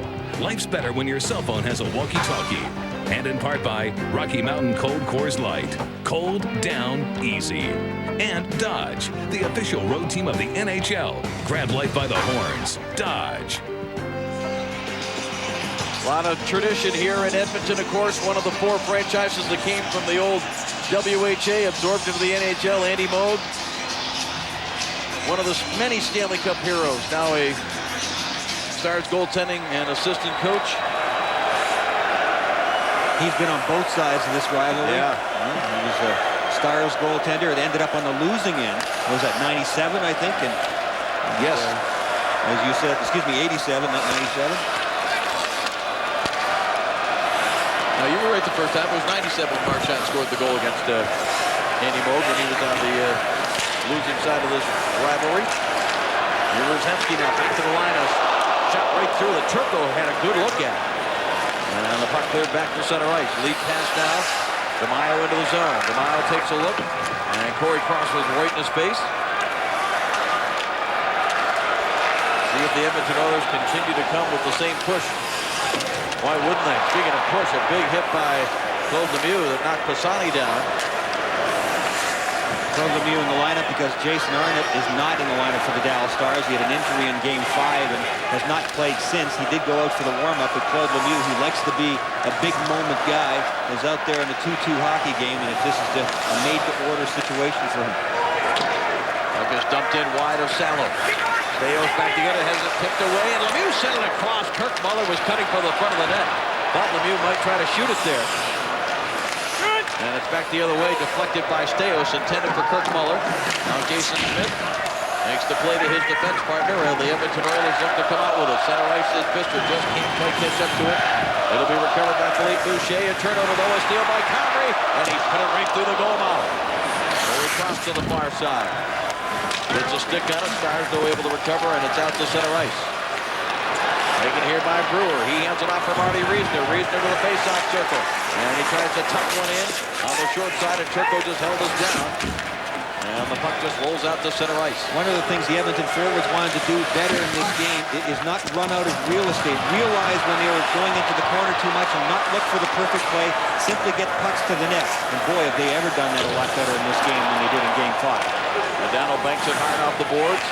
And the Oilers look to regroup and come right back on the attack. Pisani sends it around. Modano on the far side gets to it. Ethan Morrow steps into him. A turnover. Oilers chance out of the glove of Turco. Ethan Morrow and his line mates putting the pressure on. Now DeMaio able to get control. Hands it off for Modano.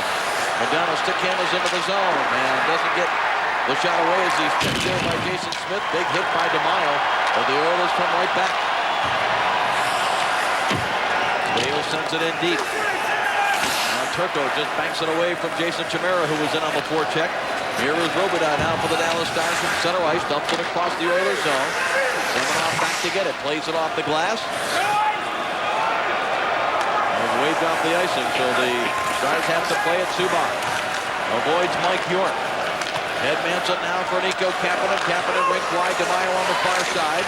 He sends it in deep. Salo out to make the play. At the line, it'll be held in by Zubov. And where did that go? Deflected wide of Salo and off the end boards, and he has it covered at the side of the net. Well, momentum swings will be so important, especially for this young Edmonton Oilers team. Looks like Marty Reisner just a tad tired there after that last shift. Mike Modano with a rare turnover off the wall, and Edmonton was able to dump it back into the zone. And Edmonton ended up with a pretty good scoring chance. It was both Reisner and Ethan Morrow taking it to the net. The exertion and the effort by guys like Marty Reisner have been terrific in this Game 6. Face-off control by the Stars, backhanded by Muller, wide of the net. Cross on the far side, tried to clear. Stars, Daryl Sador held it in. Now Salo around the board, jumped over the stick of an Edmonton player, skips in wide of the Oiler net. Kirk Muller for Claude Lemieux, and now Stu Barnes in there on the forecheck as well. Oilers able to clear. And finally Marchand settles it down, bounces it in. Here is Turco, quick clear to Lemieux on the right wing side. Claude Lemieux able to send it out to center ice. Lemieux has won Stanley Cups with Montreal, with Colorado, with New Jersey.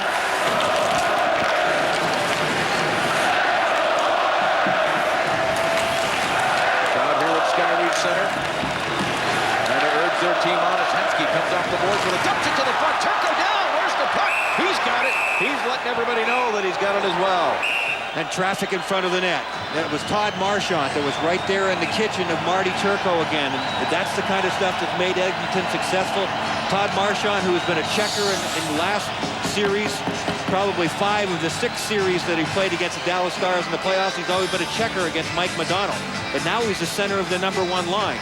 So when you are in that situation, you have to get into scoring situations. And Marchand was willing to stand in there and take a beating. It was Daryl Sador, #5, who pushed him over Marty Turco. So Edmonton is still playing that in-your-face style against Turco, the Dallas goaltender. Face-off win by the Oilers. It comes to Steos.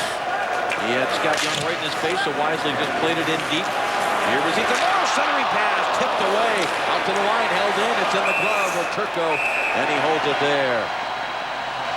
The interesting thing about this series, for the most part, has been that the goals get scored really thick and fast. Game 1, 2 goals in 3:48. Game 3, 3 goals in just over 3 minutes. And tonight, 2 goals in 6 minutes and 12 seconds. So I was talking about momentum swings a moment ago.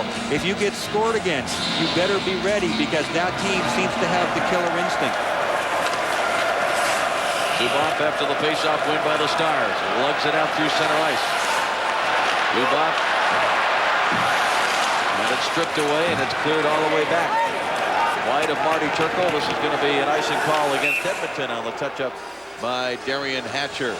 NHL Gamecast with live scoring, shot charts, and game stats. The best way to follow the action of every NHL Stanley Cup playoff game. NHL Gamecast available on ESPN.com and NHL.com. Big Darian Hatcher has been a huge force, as usual, in the playoffs. He always is. Been playing with Sergei Zubov on the left side. In past series, he's been matched up an awful lot against Ryan Smith, the top forward for the last several years for the Edmonton Oilers. They're usually banging and crashing, but that was in the days when Darian Hatcher was playing the right side. Since the second half of last year, Darian Hatcher has been playing the left side, so he and Smith don't run into each other nearly as often. Robidoux trying to create an angle to get it to the net. He takes it all the way to the corner, and Tommy Salo has it covered up.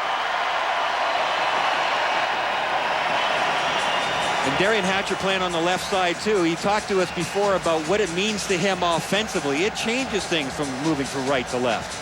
It's a little harder defending someone coming down the wall. It's a little, for some reason, a little harder to hit the guy coming down on the wall. But offensively, it's a night and day difference. Getting the puck on your forehand compared to your backhand, it's night and day difference. You know, I think when I had it on my backhand all the time, going up the ice with it, I did it for 10 years of my career, and I never really realized it until they put me on the left halfway through last year, and I did the puck, and I was able to make plays with it. Well, the big difference for Darian Hatcher, 8 goals, 30 points. Brian, how often did you get to play on the side with your forehand along the boards? I always played the wrong side, which he did for the 10 years that he talked about. It's really hard. He's a left-hand shot. He played the right side until the end of last year. You're moving up the ice offensively with the puck on your backhand all the time. And unless you have the skill of a Mike Madonna or something, which he would be the first to say he doesn't, it's hard to make those passes. Now he's on his forehand all the time. He gets the chance to make better passes. He gets the chance to follow those passes up. And when he gets scoring chances, he's on his forehand and not his backhand, and he makes the most of those chances. Here's Lemieux center ice. He wrists it in behind Salo, who's able to get the paddle of the goal stick on it. Lemieux makes some contact with Tommy Salo. Now here's Kurt Muller. This line, Brian, seen a lot of play for Dave Tippett here in the third period. What he wants is momentum. I mean, Dallas has really had trouble with their puck control game, something they really dominated the last 2 games that they've won. They don't have that puck control game. So in lieu of that, they need to get some cycling down. And you know what? They missed Jason Arnott. Because Arnott and all Dahlen together really have been dynamic cycling down low. Another pass by Connery. And it was knocked away, and the Stars eventually able to clear back inside the Edmonton zone. We've played nearly 6 minutes of the third period. It remains a 2-2 game. Long wrist shot, Turco the save. Conley sweeps to the side. Gavin a nice headman pass now to Yuri Lettinen. Lettinen up the left wing side. Backhand shot. Salo the save. Rebound save. Another pop at it. Salo stops at it. Still loose. Stars try to get it out to the line, and it sails by Zubov.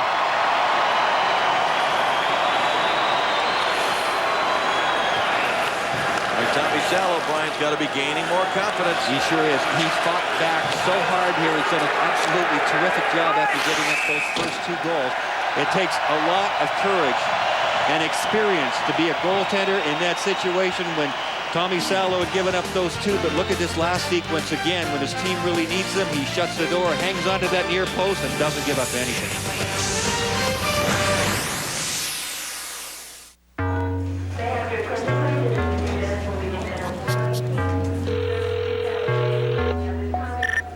I got on that earlier flight out of Boston. Can you still pick me up? Sure, I'll be there. Great, I'll see you in LA. Life's good when you're Kristen Davis. But life's better when you're Kristen Davis and you have the cell phone with a walkie-talkie. Hello? Coast-to-coast walkie-talkie service coming soon, only from Nextel. Oh, Oh yeah, summertime. Flip flop, small top, party bumping non-stop. So much ice in my cooler, you think I was a jeweler. Bling, catching rays, making plays. Someone got more zap than a microwave. Dig blue eyes, green eyes, brown eyes too. All the honeys checking who? The king of Malibu. The silver bizzling. I had lotion on my hands. I burn easily.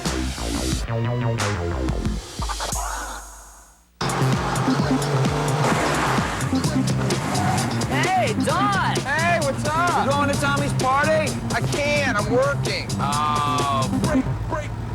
The Dodge SXTs. 4 cool cars. And you won't have to work 2 jobs just to buy one. Don, you made it!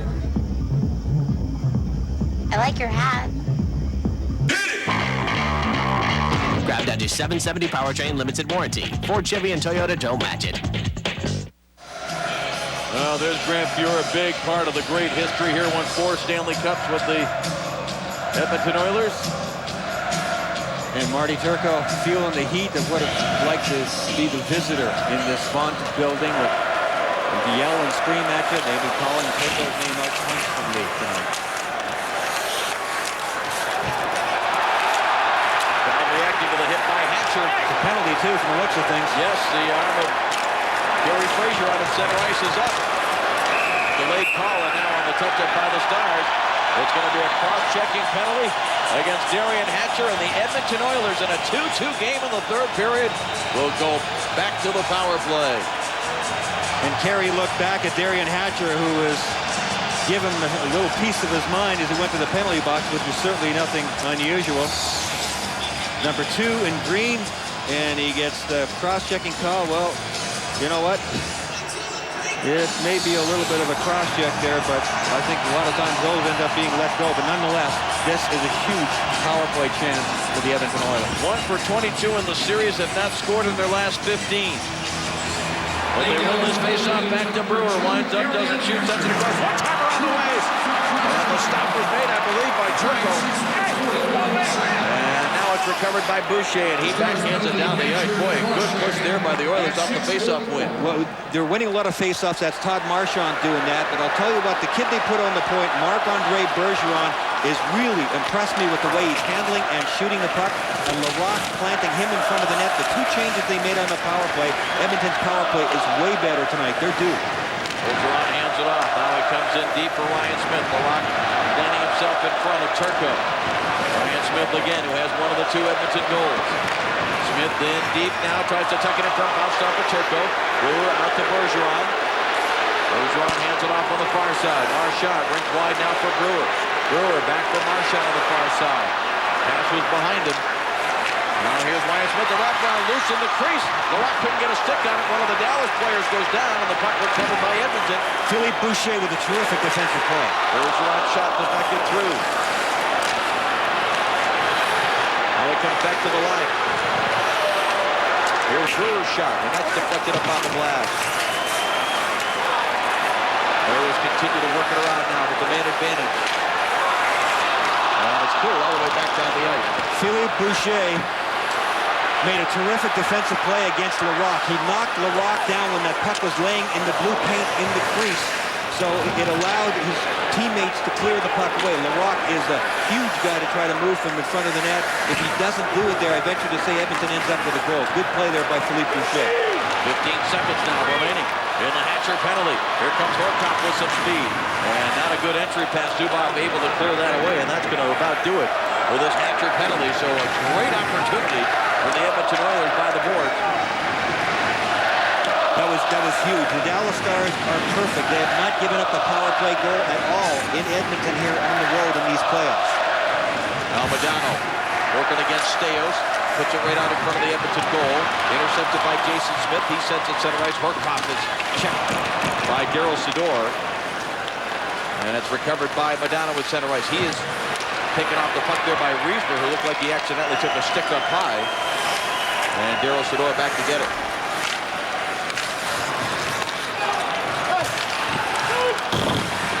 Now loose between the circles. Pisani for the Oilers over skates.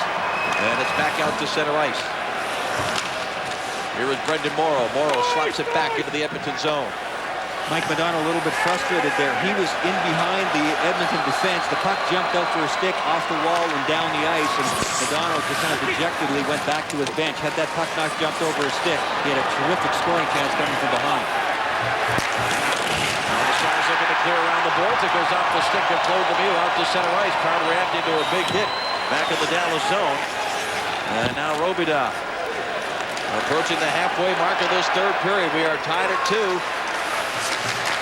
And now Hotra put it right through the goal mouth, and it bounces all the way out to center ice. A Dallas win, and the series is over. They'll play Anaheim in the second round. An Edmonton win forces a Game 7 Monday night. Bergeron, he got hit by Claude Lemieux. Play continues. Lemieux, who defends himself well when he's about to be hit. It was either an elbow or part of the stick. And the Stars are absolutely incensed that play was stopped here. Bergeron can't believe there isn't a penalty. What happened here exactly? 2-2 our score.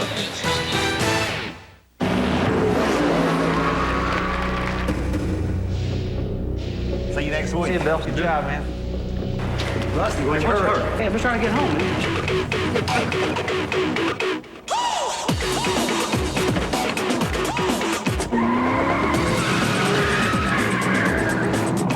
Introducing the Dodge SRT series. Race inspired, street legal. Sweet. This is Computer A. It uses InsightBB.com, the new high-speed broadband internet access. Computer B uses ordinary dial-up service. A is always on and ready to take you to the internet. Computer B has to wait. Computer A is up to 100 times faster than Computer B. And A frees up a phone line. So there you are.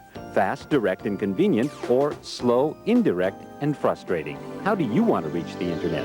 InsightBB.com. Instant internet. Keep concrete looking good with Stone Mason Sealer from Menards. It dries clear to block dirt, oil, gas, and road salt. On sale $7.99 a gallon. A 5-gallon bucket is $34.95. Keep pets and children safe in your yard with chain link fence. A 42-inch high by 50-foot long roll is just $19.99.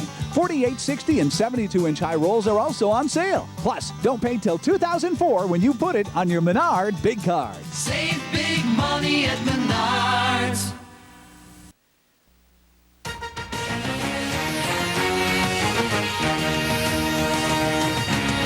Welcome back, Stanley Cup playoffs, ESPN presented by Nextel. Dave Strader, Brian Engblom, the rest of our crew, and there was the youngster Bergeron having his nose attended to.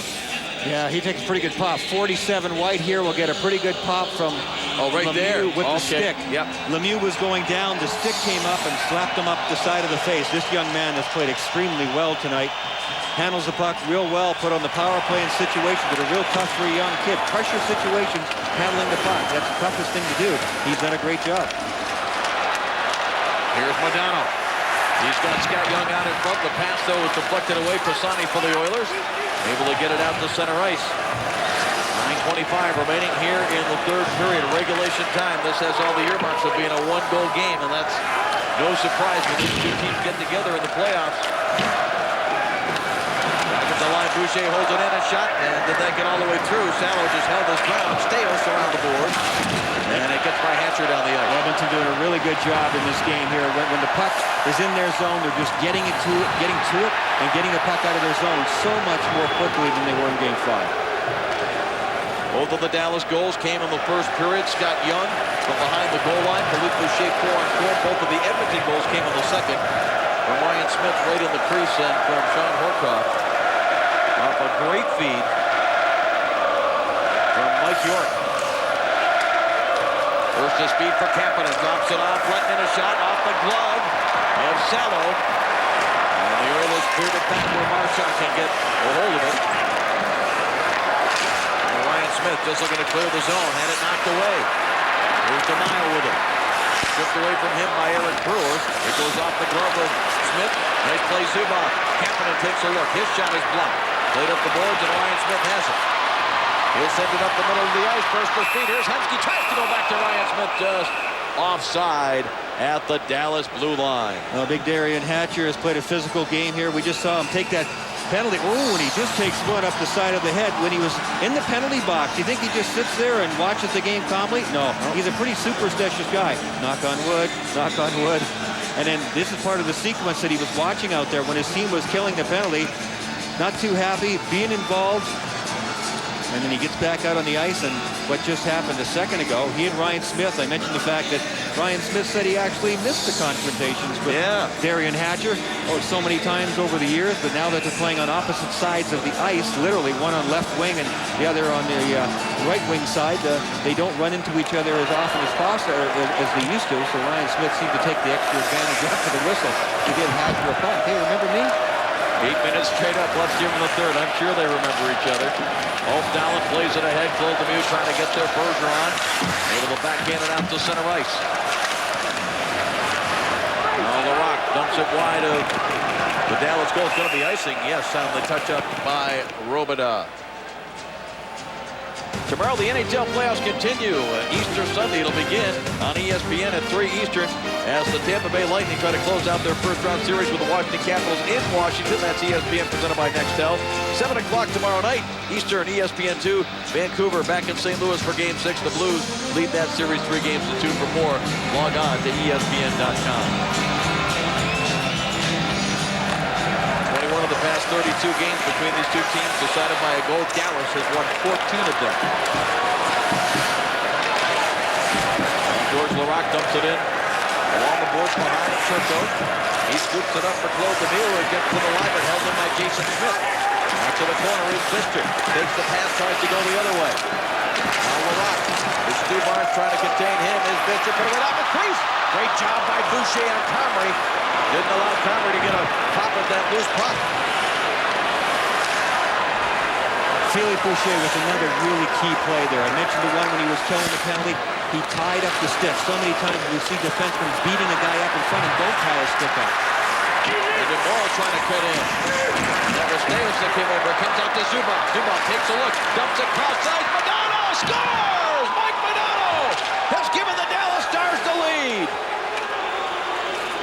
This is the cool and the calm of the two most skilled guys up front and on the back end for the Dallas Stars. It's Sergei Zubov, who has absolute ice water running through his veins, getting the puck to that guy, Mike Modano, who has just silky smooth hands. Look at Zubov. No panic, no panic. Measure the situation, make the right pass. And for Modano, it was a really tough pass to handle. It had a lot of juice on it. It was rolling for a second, but he was able to get it under control. And then Southwest Airlines goal cam will show you what happened to Tommy Salo. He slides across, trying to take away everything low. Mike Modano's a smart shooter. He left the top corner open, and Modano filled it. Modano's 4th goal of this series, and his 49th career playoff goal from Zubov. And now the Edmonton Oilers must mount one more comeback into the crease. Salo's down, loose puck. Boy, that puck is just outside the line, I think under the left pad of Tommy Salo. And everybody going at it. Horkoff's got one of the Dallas Stars down on the ice. Yeah. He's really giving it to, I'm not quite sure, I can't see the number. I think it's Rob DeMaio. Yes, it is. Rob DeMaio really took a couple of punches. He was flat on his back. Horkoff had a huge advantage on him. He's laying on top of him. Gave him a couple of pretty good right hands there. I assume that there will be a couple of penalties here. Last bid, that Salo had to take away everything down low, and he's barely able to keep that one from going over the line. Look at it, stuck under the pad and just outside the line. Well, we saw Turco allow a goal when Ryan Smith, the first Edmonton goal of the game, early in the period when the ice literally is really slippery, and Turco was unable to hold his position the same way that Tommy Salo just did. It's later in the period here, 6.5 minutes to go in this third, so he was able to maintain his position a little bit better, and there's the man that has put the Dallas Stars back in the driver's seat, Mike Modano, 4th goal of the playoffs. And he leads the National Hockey League in playoffs with 10 points. He has come through. And that's the most points, Brian, that he's ever had in a playoff series. Mike Modano's previous career high was 9, so. The big line has come through the top scoring lines for the Dallas Stars. It's been a really big imbalance. The top 2 lines come through for Dallas, and it's the 3rd and 4th line, really, for the Edmonton Oilers that have done the most damage. You see Dallas doesn't mind coming into Edmonton and playing since 1991. That's a pretty impressive number. This is such a tough building, the noise factor and everything. Mike McDonald's been there for all of those. Sergei Zubov's been there for most of them. Modano playing in his 38th career playoff game against the Edmonton Oilers. And we mentioned it, in the first 2 periods, he had the puck very little. He thrives on having the puck on his stick, give and go, using that tremendous speed. But he seems to be able to contain his frustration well because he is very conscientious defensively and maintains good position, so he's always in the game. 4 skaters aside in a 3-2 hockey game that the Stars lead. If they can hold the lead, they'll await the Anaheim Mighty Ducks in the second round of the Stanley Cup playoffs. The Oilers need a comeback here to force a Game 7. Now right back out there in this 4-on-4 situation, flips it across. It'll be picked up by Jason Smith. Smith and Staios, the 2 defensemen. With Craig McTavish, Ryan Smith, Todd Marchand, the 2 forwards. More often than not, in 4-on-4 situations, the best scoring chances occur when one team's defensemen jump up and join the rush and making it outnumbered attack. And if you miss, it ends up going as a scoring chance in the other direction. Ryan Smith sends it across. Staios with a drive, and he missed the net.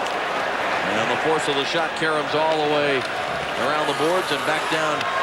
It is settled down there by Salo for Corey Cross.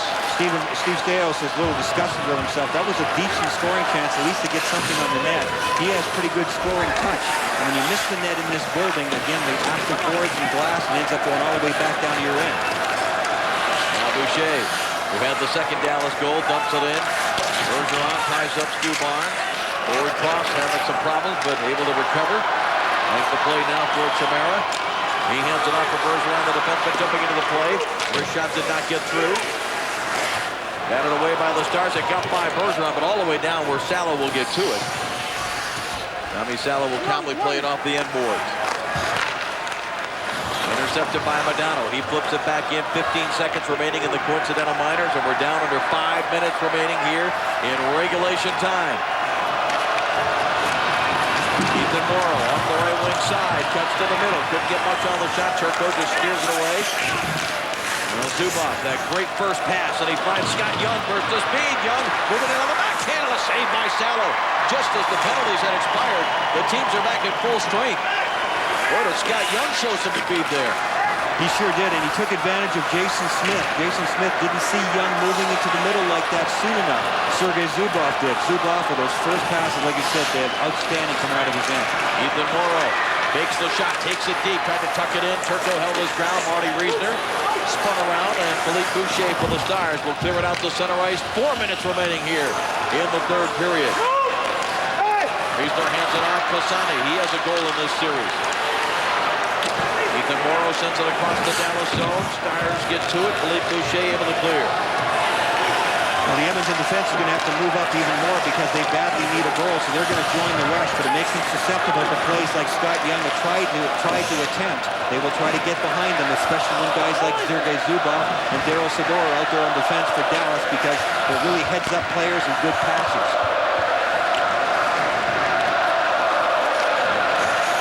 Eric Brewer, who won a gold medal with Canada, and what a ceremony they had prior to the game here when they were playing the Canadian national anthem. They showed the Canadian Olympic team getting the gold medal. Mike Weir putting on his green jacket. This place was pumped up with Canadian pride. And the Oilers, after the slow start, falling behind 2-0, have responded, but now Edmonton finds themselves trailing 3-2 on the brink of elimination. Sorry, Val just missed the stick of his Bister. Well, it's going to be a trap set up through the neutral zone. The Dallas Stars are very adept at it. So for Edmonton, more important than ever to attack with speed, get the puck away from Marty Turco, and Turco is important in clearing the puck now.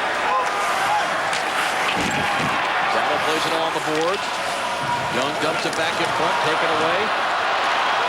Don't forget SportsCenter here on ESPN when we are finished with Game 6 of this series. John Anderson and Reese Davis to bring you up to date on all the action in the world of sports today. NBA playoffs are underway. Had a great matchup earlier on our air between Phoenix and San Antonio, and the Suns pulling the upset. And the number 8 seed in the Western Conference of the NHL trying to keep this one alive against the top seed Dallas Stars. Jason Smith comes up with it, dumps it toward the net, near the side. Under 2 minutes now on the clock. It goes back in deep. York has it. Mike York hands it off. Here's Marchand. Marchand, centering pass. Smith was there. Just off his stick, he gets another pop at it and sends it in wide. And this extended period of time with no face-offs usually is something Edmonton likes, but I have to think that maybe right now it's working against them. They need to talk about some plays and how they want to approach the Dallas Stars once they get inside the zone. They don't have any time because there's no face-off, no time to go to the bench to discuss this thing, and the play goes on. Icing was waved off, so now we'll keep an eye as Salo starts to edge out from that crease. Tamara gets it on the right wing side. Smith dumps it in, save, rebound for Harkov. Now picked up Tamara, saved by Turco. With a minute 15 on the clock, Jason Smith intercepted by Kapanen. Salo still in goal. Boy, the Oilers came close to getting the equalizer. Barak with a big hit on DeMaio. They continue to battle. Now Bergeron hands it off, less than a minute remaining here in the third period. Is that the time left in the Edmonton Oilers season? Bergeron dumps it in. Salo sprinting to the bench. He'll be replaced now by Ales Hemsky. 6 skaters on for Edmonton. Edmonton needs a whistle. I really think they need a whistle here. Good job by Kirk Muller to tie it up long enough. And it comes out to the line. Aaron Brewer shot. Oh! Save! And he took a look. And Sean Horcoff took a swipe at the glove. Whoa! The swagger is back. This is the best game that Marty Turco has played. There have been no soft goals on him. The Smith goal was really tough for him to stop. The Horcoff goal was basically unstoppable. This was a huge save, and this is the kind of stuff that he gave them during the regular season. That was a pretty big rebound, but he had help defensively. Then watch him get back in position and shot from the point. The secret is seeing it. He looked around one side, saw it at the last second, and that lightning quick glove on the left side. I think he's back in the zone. There you see his workload, 29 saves. That is the most that he has faced in this series. Marty Turco, who faced only 17 shots in Game 5 in Dallas. And he got going again by handling the puck outside the net. He was intimidating the Edmonton Oilers in early games in this series by what he was doing outside the net more than what he was doing inside the net. Now tomorrow night, ESPN, the place to be for Sunday Night Baseball. A-Rod leads the Texas Rangers against reigning MVP Miguel Tejada and the Oakland A's. Sunday Night Baseball presented by Nextel at 8 Eastern on ESPN. Rangers A's also available on ESPN HD, the big picture in sports. Craig McTavish trying to give his team the big picture, as is Dave Tippett. And if it wasn't for all the noise that these great fans have made, you'd hear the hearts beating in those white jerseys right now because their season is on the line. They have to execute. But when we talked to Ryan Smith in the second intermission, I asked them about X's and O's and how much is just heart. Yeah, there's some X's and O's that they're looking at right now. But Tommy Salo's work is done for at least for the moment. Unless his boys can come up with something, it'll be the heart pumping and beating, going to the Dallas net.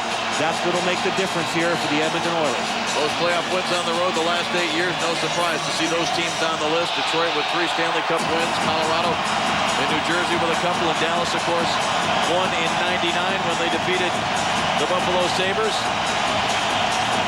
Sports Center is coming up next. John Anderson and Reese Davis standing by. I'm surprised Marchand isn't out taking the face-off for Edmonton. He's been their best guy tonight. He is out there, but between the circles, it's going to be Reisner for Edmonton against Stu Barnes. They tie each other up. The puck just sits on the circle. It's picked up now by York. York sends it back to the line. Here is Brewer with it. Back in deep. York dumps it to the front of the net. Picked up in the far face-off circle. 22 seconds on the clock. Brewer waits. Sends it on the far side. Marchand to the net. No, blocked by Modano.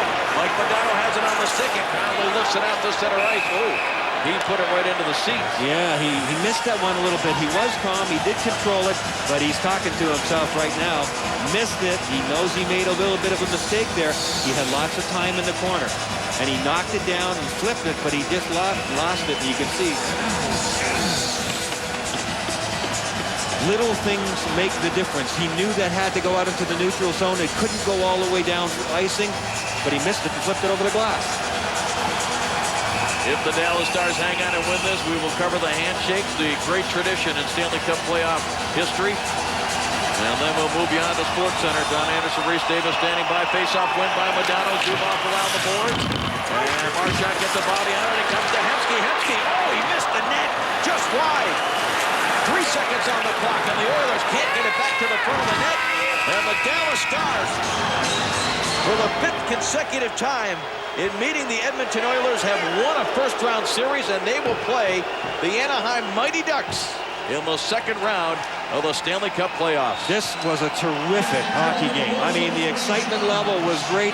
The fans were terrific, and they supported their guys even when they went down 2-0 in the first period. That good start by Dave Tippett's guys certainly gave them a measure of comfort that was taken away from them by the Edmonton Oilers, who stormed back in the second period to tie it up.